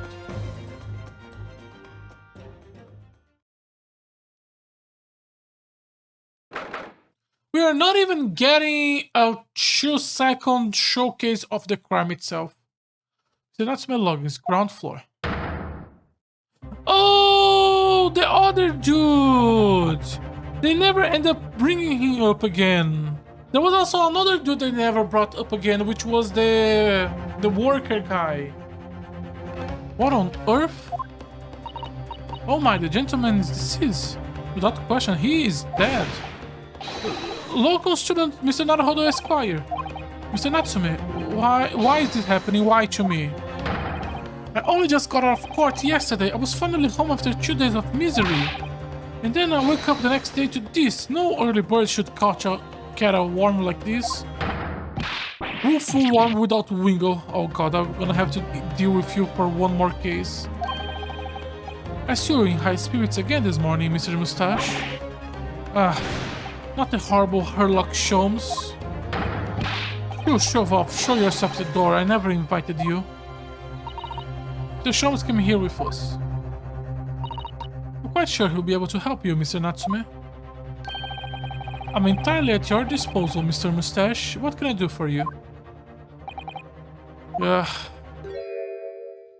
And you're still working because this is before the 50Ks. Ah, here they are already, the busybodies. Ah, Inspector Gregson, what a pleasant surprise. Pleasant, is it? Give me heartburns every time I see your face at the crime scene, Jones. Ah, I deduce, Inspector, that your heartburn is a result of your excessive consumption of fried food. Fried food. Good morning, Inspector. This is a crime scene, don't go touching anything. Good morning to you too, Sunshine.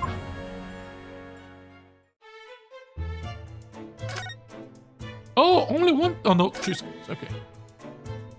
What the fuck is this? This is gonna be important. I said hand off. You're gonna mess my crime scene. I just wanna look, that's all. No chance I know your kind. You mess up by looking at it.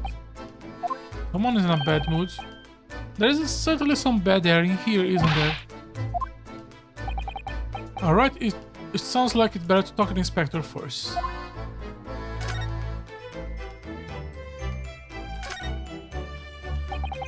So, Inspector, what was the victim's name? Who was he? William Shumsphere. He was a logger here. As you can probably tell, he was an actor. A bit of a dead loss as it happened, or just dead. Mr. Shumsphere. It was the landlord, old Mr. Garibet, and the other logger, Mr. Natsume, who found him. The fellow didn't rise at his usual hour, so Garibet got word and kicked the door down.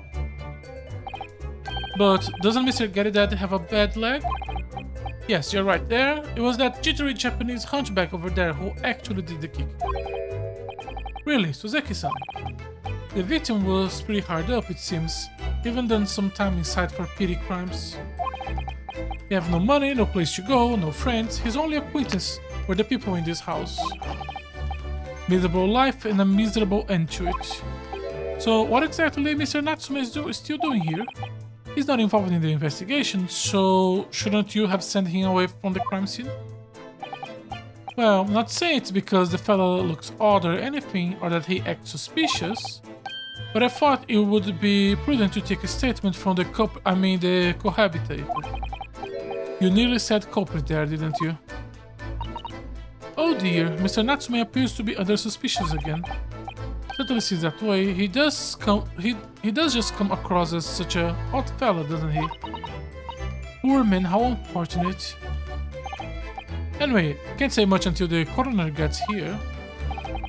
But I don't think the fella's being a goober that long. The body is still warm. Even if the inspector would allow it, I don't think I could bring myself to touch a dead body. What's your story? What about that terrible thing to have happened? It's only been 3 days since I was arrested for the incident on the pavement outside. And then, having finally regained my freedom, it starts happening all over again. Endless existence of excruciating experiences. So, the victim lived here on the ground floor, and your room is just one story up, isn't it? Yes, that's right. In a way, we were neighbors, I suppose. So, did you know the victim? Were you friends?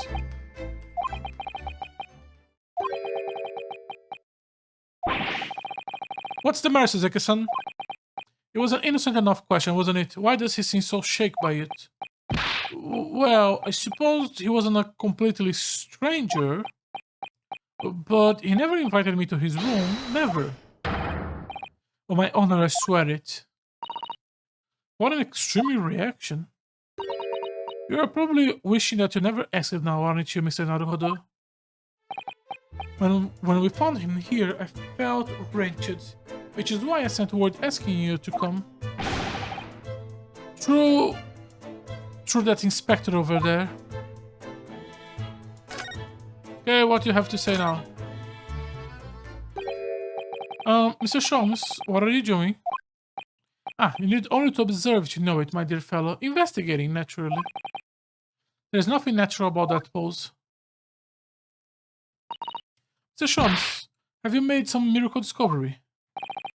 Patience, my dear madam. Patience. We are not been here in this room 5 minutes. So far, I have managed to deduce is what actually happened. My goodness, but isn't that everything we need to know, Mr. Sholmes? Now that you propose the idea, I believe one could indeed see it that way. At the present time, I have managed to draw two incontrovertible conclusions. The first is that there was a physical struggle here last night in which the victim fought for his life.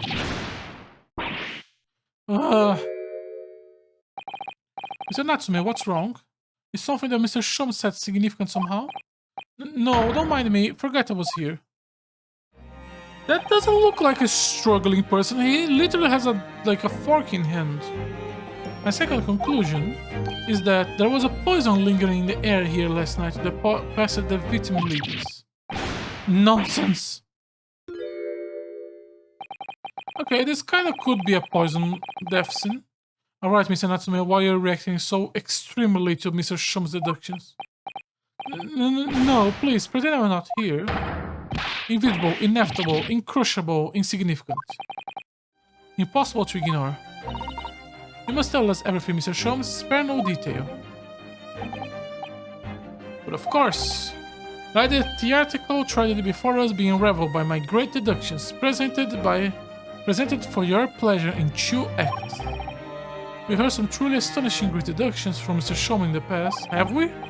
No doubt that this will be no exception, our deductions were wrong and we have to correct them. No doubt this will be no exception. What miracles will unfold before our eyes this time? So, my dear fellows, for your delight and wonder, let the curtain rise.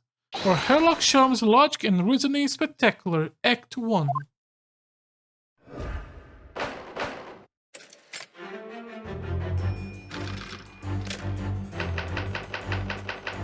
Cause of death.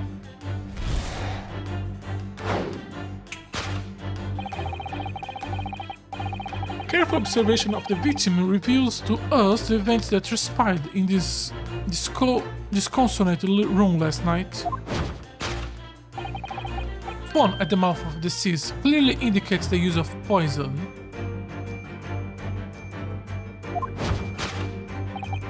Next to the victim, we notice a large dining plate which contains, you observe, 1/2 of a sizable bar of soap, meaningful, undoubtedly. Which is why the soap sat so purposely upon the dish, like the victim led supper, in fact, yes. Could it be the man was about to eat, of course? The fork reveals the answer. It appears the young man's appetite was his undoing. Picking up on the arms in the form of this cutlery, the victim engaged in a deadly battle for his life. Yet the struggling against his hunger was in vain, for in the end he couldn't resist devouring this slippery fest.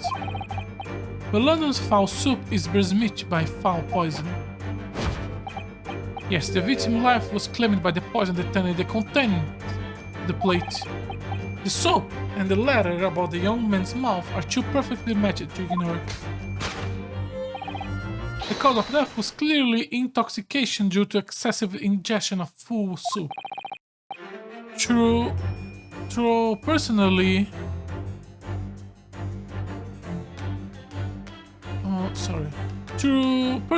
I have a great interest in the taste of foul candle wax, of course. So... poisoning from soup ingestion. Topic 2. Suicide or murder? The cause of death identified, we proceed to Act 2, where we ponder the next question. Was this suicide or murder? The audience will recall the death occurred during the victim's last supper. Did the man dine and die alone?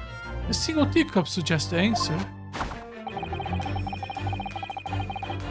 To draw a conclusion on such meager evidence would be foolish, however, certainly. The careful criminal could have absconded with his own cup to recover his tracts. Well, allow me to lift the veil of doubt, my dear fellow. Indeed, what reveals the answer, of course, is the broken lock. That's an interesting level of brokenness, like someone punched this with a hammer. To force it open now, at the time of the incident, this door was locked. And the key and the soul key was in the victim's pocket. In other words, when the victim consumed the poison, he must have been alone. Alone with his inferior soap, where from one end waffled an inferior scent. And with the acrid aroma lingering in the air, the victim met his end, in tragic solitude. We can take comfort only in the fact that his soul was well cleansed on its way to the hereafter. No possible perpetrator present. Thus concludes the final act of Sherlock Holmes' Great Deduction.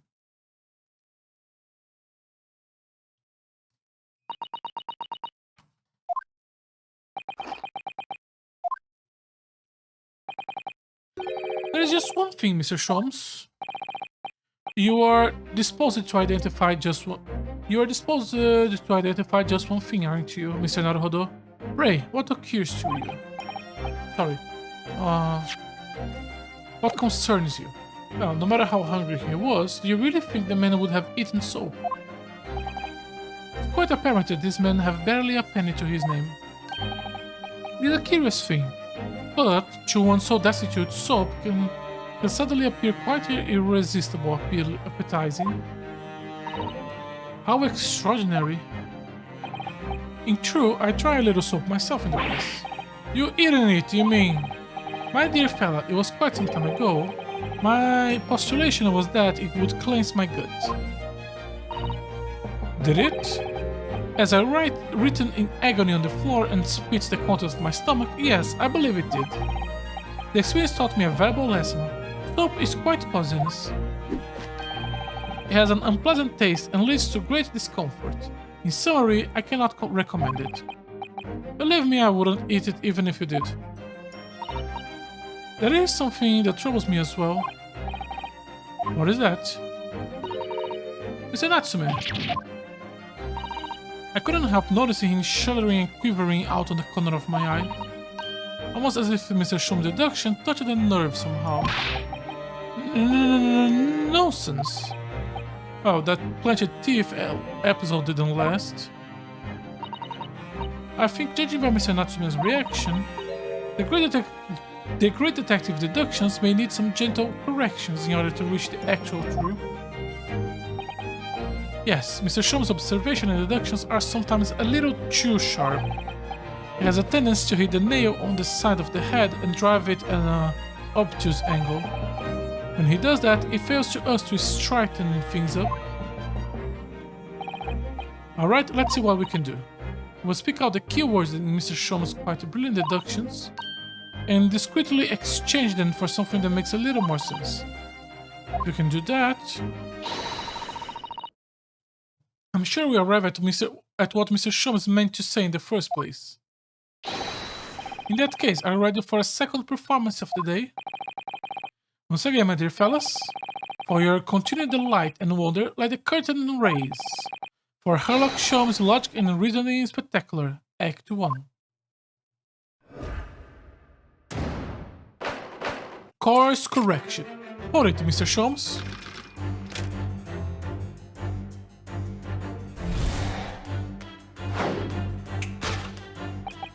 Careful observation of the victim about the events at the mouth of the disease clearly indicates the use of poison. Next to the victim, we notice a large plate which contains, you observe, one half of a sizable bar of soap, meaningful undoubtedly. Why is the soap set so purposely upon the dish, like the victim Last Supper in fact? Yes. Could it be the man who was about to eat it, of course? Could it be that the man was about to eat it? Of course, the fork reveals the answer. Well, we cannot deny that the fork implies that the man eating something or about to eat something. That's true. If I were to decide to eat some soup, I should prefer to use a fork than to attempt with chopsticks. Of course, only half a bar of soup is left on the plate. But there might not be some other explanations, something materials that prove whenever or not the man really ate some soup. We have teacup.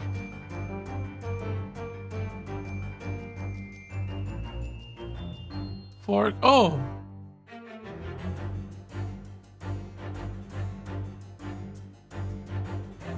How do I... Okay. Take that!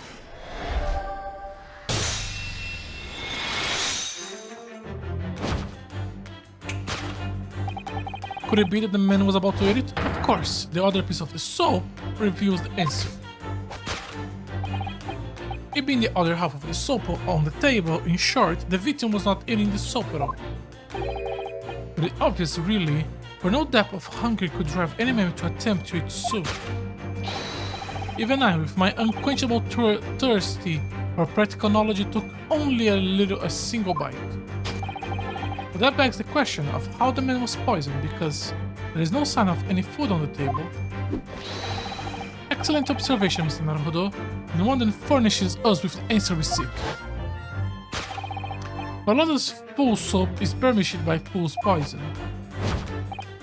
Yes, the victim's life was claimed by the poison that tainted the contents of the plate.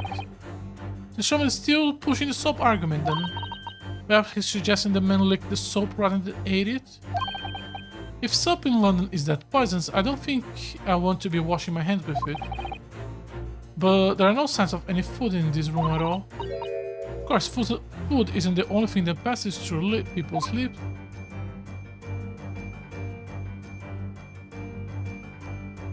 Teacup. Take that!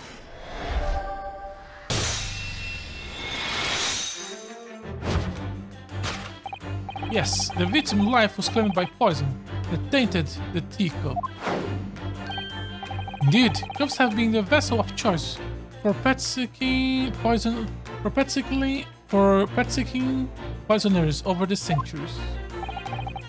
And it would appear that the men drank every last drop. There is no sign of food anywhere on the table, which leads us to the immutable conclusion.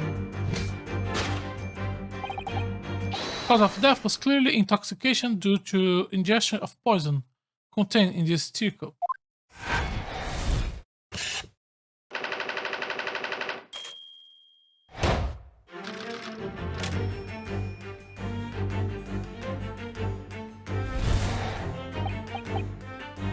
The cause of death identified, we proceed to Act 2, where we ponder the next question.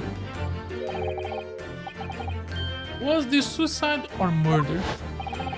The audience will recall the death occurred during the victimless supper. Did the man die alone? The single teacup suggests the answer. The Western vessel for infused hot drinks. Again, it's already featured heavily in our deduction so far.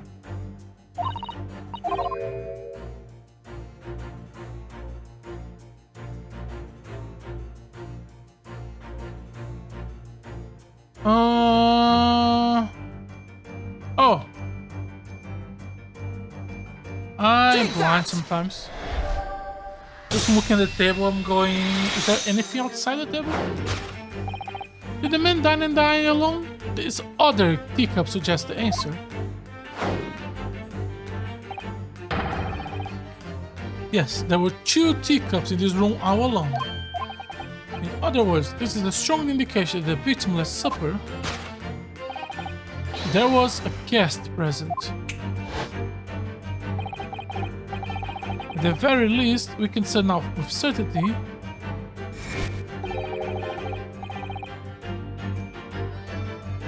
that somebody else was here in this room last night, drinking tea with the victim. What are you talking about? Utterly unbelievable, unjustly unreasonable.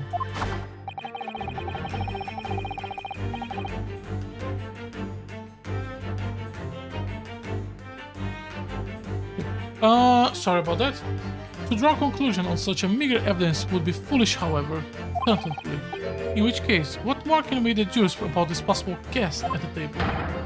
Well, allow me to lift the veil of doubt, my dear fellows. Do you mean to say you know who exactly was in the room at the time of the victim's death? Indeed, what reveals the answer of this is the broken. I'm not sure like where this deduction is going now. I'm afraid it's too late to go back to the Halcon days of eating too much soap. But the identity of the cast was in here last night when the victim passed away, yes. It's something I have a very bad feeling about. You can try to ignore the feeling, but you cannot ignore the truth, Mr. Naruhodo. Suppose not. Time to look around again.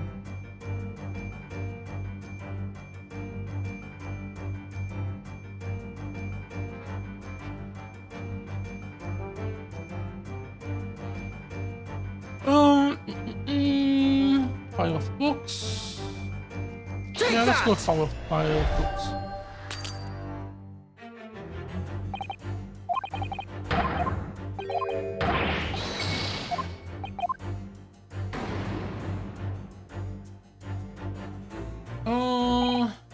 Was there someone else in here last night? Clearly, that's the fundamental question. What else do we have access to? Only this little bit.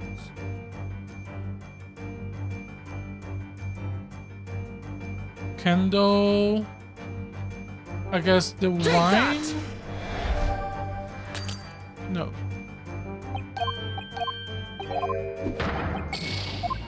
Is it just a door lock? But we were already talking about the door lock.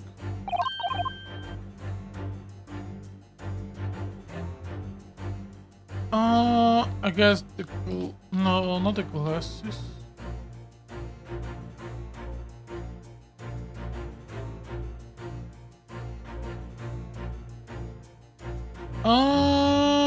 Is it just going to be the candle? Take that! But the candle doesn't make sense, but like, is there any other objects to present? Aside from the broken door?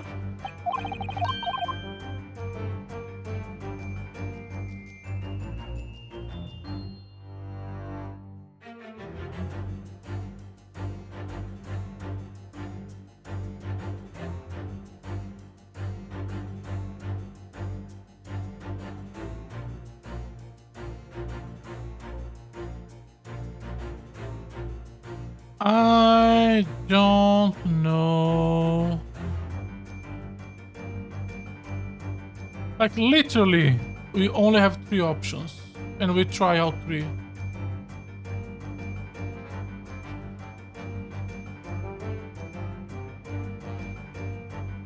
Pile of books.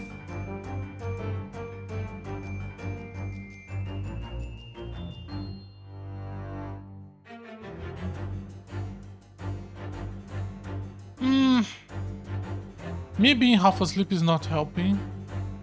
I guess we...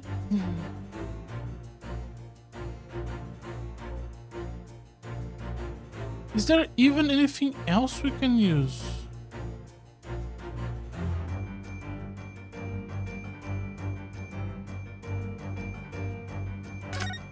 Okay, let me reread. Oh dear, the latch is most certainly broken, isn't it? The door was kicked in by Mr. Natsume according to Oh, is it because it's one of those you have to examine the object before presenting it? Oh, that was kicked by Mr. Natsume according to Mr. Gazdab, called the Inspector. Who knew this short, thin-legged man have so much strength?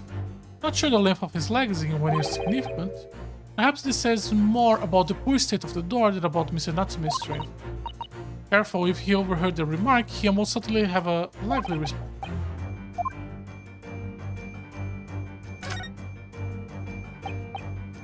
First glance, it seems the only things in this room are the makeshift stage and the costume. I overlooked these 3 books initially. I wonder what they are. Let's see. The picture of Monsieur Lecord cutting burgir in Innis. A meal for Gaboria. Wait, I'm not sure I heard the titles before. Sorry. I'm sure I heard those before. They're the exact same 3 books that Mr. Natsume purchased the other day. Yes, the day of the unfortunate instance when Mr. Green was stabbed. Zexa have just been to a bookshop and brought in the red. That's right. And now the 3 titles are here in the room of the victim. Mr. Natsume claims never to have been here before. What does this mean, you think? I really don't know what to make of it. Okay. Take that! Now it works. Indeed, what reveals the answer, of course, is the pile of familiar book. Right, so, it's no mere coincidence these 3 tiles are here in this room. It's the link to the truth. Natsume, you purchased these books 4 days ago at the second-hand bookshop. That's just a coincidence. Let me drink some water to help me wake up a little bit. Let me just get up my seat for a second.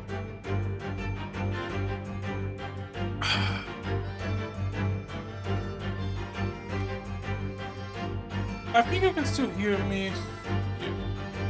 That's just a coincidence. In that case, you'll be able to bring the same 3 titles from your own room, will you not? This very moment. No, never. No, non-negotiable. If you cannot bring your own copies here, it proves that these 3 books are in fact yours. Having purchased the book 4 days ago and returned it to your logins, you were arrested the very next day. So, you could conceivably have brought the books here on that evening, but you never mentioned that. In other words, you could have brought these 3 books here to the victim's room. Let me just angle you a little bit. Okay. Now let's leave it there. Last night, having returned to your logins after the trial concluded at the Old Bailey...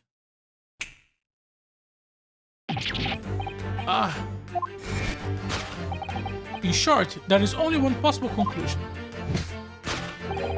The victim died here in his room last night as a result of poisoning. And the same night, the victim had a visitor. And that visitor...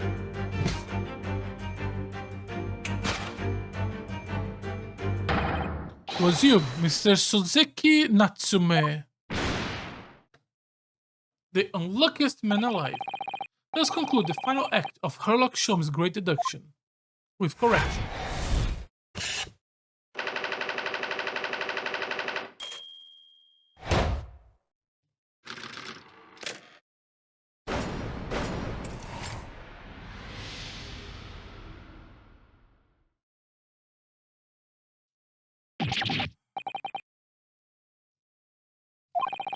Not again, not again, not again, not again, not again, not again, not again, not again, not again, not again. Well then, Mr. Natsume, it would appear as you're going to have to accompany me down to the yard. Again. But wait. Hold your horses. Yes.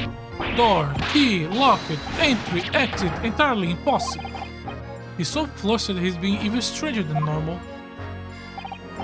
What? You think that's an alibi? You could have just made a copy. Ooh. You live in the same building after all. You have plenty of opportunities, I'm sure. But... Misery me! Sorry, sir. You get your chance to give your side of the story later. The fact speaks for itself, Mr. Mustache. You horrible Herlock Sholmes. He really has found himself an arch-rival now, hasn't he? Come on now, no dilly-dallying. Outside, there's a carriage waiting. Okay, let me sit it back here.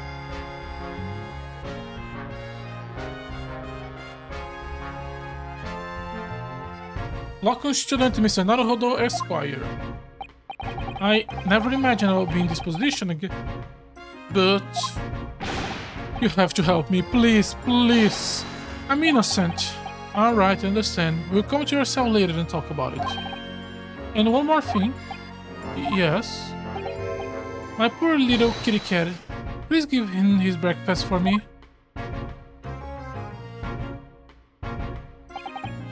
And so, his evil curse was apparently unbroken. Ozeki-san found himself once again in prime suspect in a case of murder.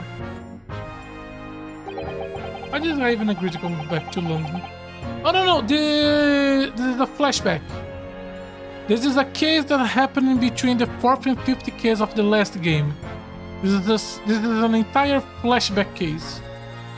Thanks to the incriminating deduction of the great detective. This is the second case, yes. And it's happening like literally the day after the 4th case. Literally the day after he was proven innocent. Also, the girl who was stabbed in the back also woken up. We talked to her for like 5 seconds. My dear fella, that honor belongs to you.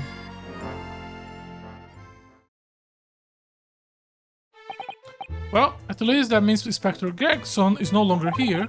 We can examine the crime scene in more details now. That's right, and of course... We forgot what the inspector mentioned before. It was the landlord, Mr. Garibed, who discovered the Sphere. Sir John Gardeb, yes. I expect we could find him in his sitting room on the top floor as usual. Right, we must remember to go and talk to him later then. Let's start examining everything. Let's go right to left. There is nothing much on these shelves, is there? Just this wine glass and bottle. Both of them are cracked. Yes, not much use, are they? What's the matter? Oh, I was just reminded of the Reaper, that's all. Prosecutor Lord Van Zix? Yes, he's so reckless with his wine glass. I was thinking it was a waste that he should donate some to the needy. You can suggest it next time we meet. Really, the hats are not something we can investigate. Look at these extravagant, bright costumes. Somehow they look out of place in this room with green shady going on. This one looks like a knight, a king's attire. A king? I always dream of being a king. Oh, I think it'd be more suited to a feudal lord, a daimyo or such like. With a chonmag top knot, every Japanese man wishes for a chonmag. You look wonderful with one, and you already have the sword. Can you imagine what would happen if I walked around the streets of London with a chonmag and a sword? How do I pronounce this Japanese word?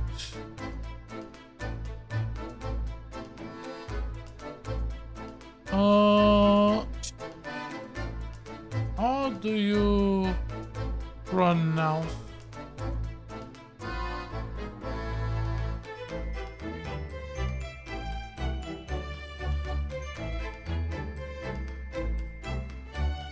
Chonmage. Okay, that makes sense. Chonmage. Can you imagine what will happen if I walk around the streets of London with a chonmage and a sword?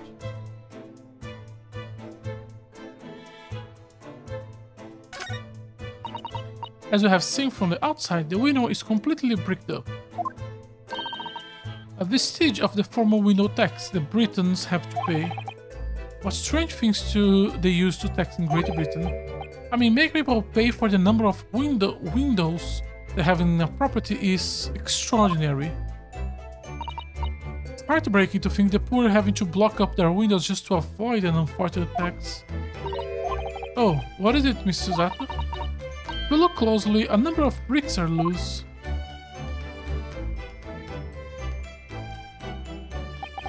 Ah, yes, it seems as though an amateur has broken out. A few of them just here. What is Mr. Sphere? Was it Mr. Sphere who did it, I wonder?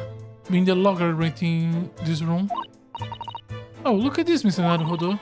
On the outside, there is a little ledge. And there is something on it. Outside? So, are these like drugs or something? What is this? It looks like a part of an envelope, I think.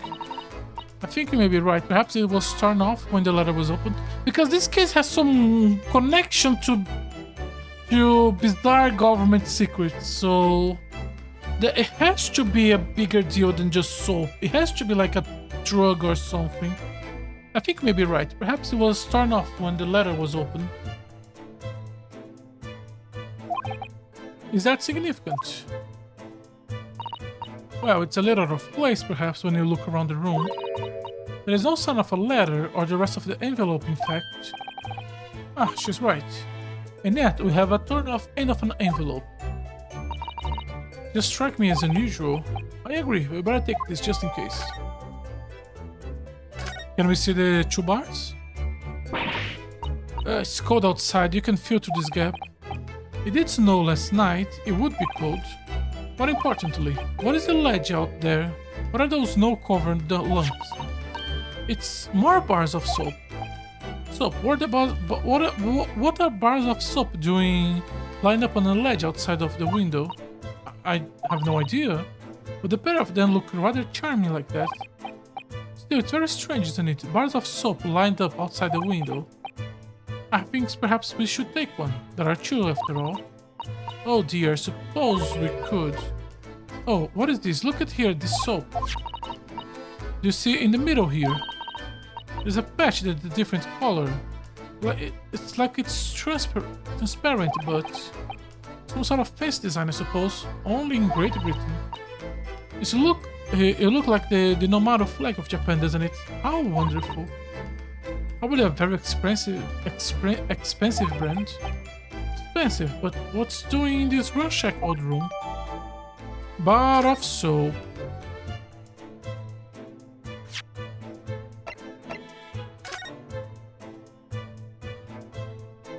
Nothing we can really check. Come over, fine. Right-handed. It was ripped in by hands and not with scissors.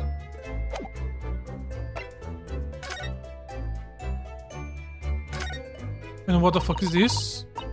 Different color, squeeze the design, twist the bridge to turn a boring bar of soap into something special. I quite like it. Reminds me of the Hinomaru design of the Japanese flag. I expect it's rather expensive. What is there inside the soap? Okay, give me the control. Let's keep looking around him. And here we have another disproportionately large machine. It looks like a mirror of some kind. Oh, this is a gas meter, I think. It says that in this district, residents pay for gas as they use it with coins. I see. Yes, now you have point out. I can see there is a slot here that looks like it would take a coin. So you mean if you put a coin in here, that's right, that would buy you about 2 hours of gas for lights and heating. So if you're a poor person with no money, you have to sleep in the frozen cold? Yes. Or if you're a scatterbrain with no change because you forgot to exchange your money at the bank. Thank goodness there is no mirror in our office.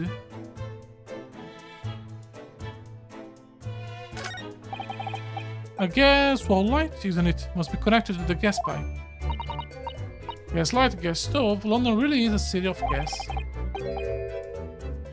But now that I think about it, Mr. and Mrs. Garibed had an open fire on the top floor, didn't they? Yes, you're right. I don't recall seeing a glass stove up there. I much prefer a real fire anyway, so much cozier. This is some sort of makeshift stage, I think, isn't it? Where does the audience sit, though, for the nightly Shakespeare performances?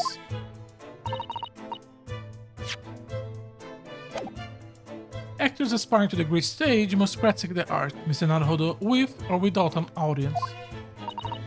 In fact, on a relative note, perhaps you should set up a mock bench for the defense in your office. What? Then you could practice your art every day. I'll think about it, if you promise to don a beer and play the role of the judge.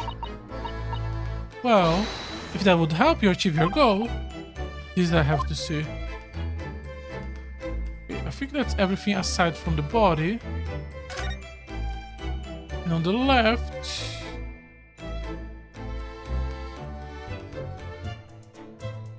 I think that's everything. Oh, the poor man, so young to die.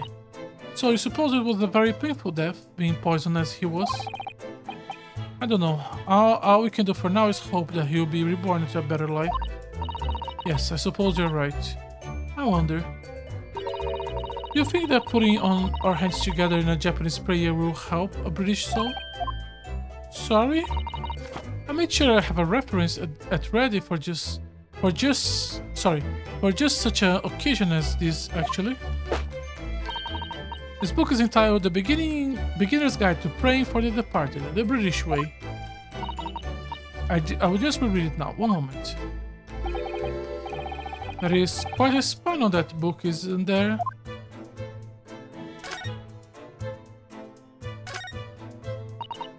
Ah, one of the teacups that Mr. Shakespeare and his guests drank from last night. But don't go drinking from them, Mr. Naruhodo. There is bitter poison inside. I'm not planning on drinking any, don't worry. Anyway, the cups are both empty. That's true, so one was Mr. Shakespeare, and the other must be the cup that Mr. Natsume was drinking from. But the next one wasn't poisoned, of course. Perhaps we should take this so we can examine them in more detail later. Pair of teacups.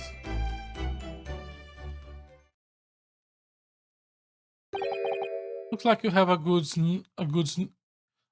looks like you're having a good snoop around, huh? Inspector Gregson, back so soon. After I threw that little Japanese fella into the clinch, I went to report this to the investigation division. In 5 minutes' time, this place will be cordoned off by the yard. I see. Well, we're better off leaving then. Poor Mr. Natsume must be feeling very low, being back to the cell again. Sorry, Mr. Natsume must be feeling very low, being back in a cell again so soon. I'm sure we should probably go and...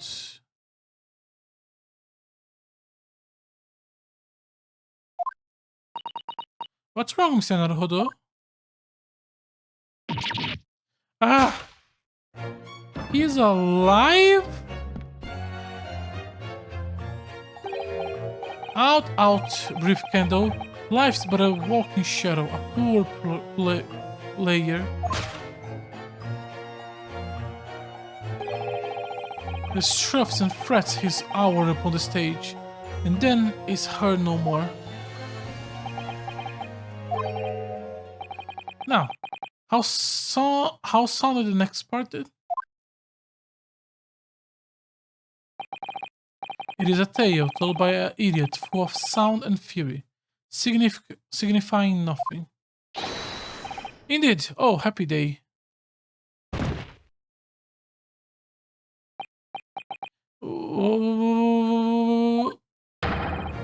Walking Dead? Come on, translator, you can just say zombie.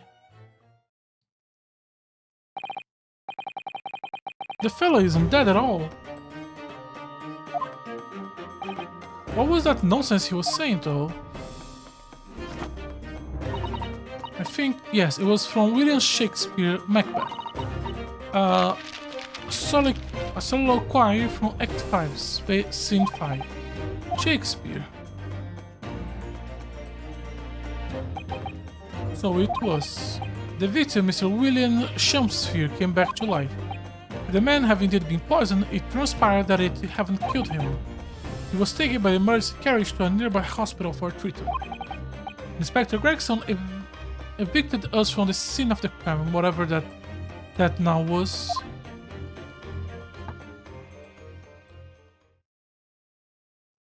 I think I'm gonna stop here for today. Let's look like a good stop point. Okay, for now, the first case was at least not as long as the first case in the first game, and that's good. The first case in the first game was exhausting. This one was not. But on the other hand, was a bit too simple for my taste. But it's a tutorial case, it's supposed to be simple. But for now, I'm enjoying myself. So, as always, thank you very much for watching today's stream. If you're interested in seeing much more of my content live, I try to stream on Twitch every day. If you're interested in watching my old content, I try to archive everything on my YouTube channel. Once again, thank you very much for watching, and hopefully you join me tomorrow. Bye bye.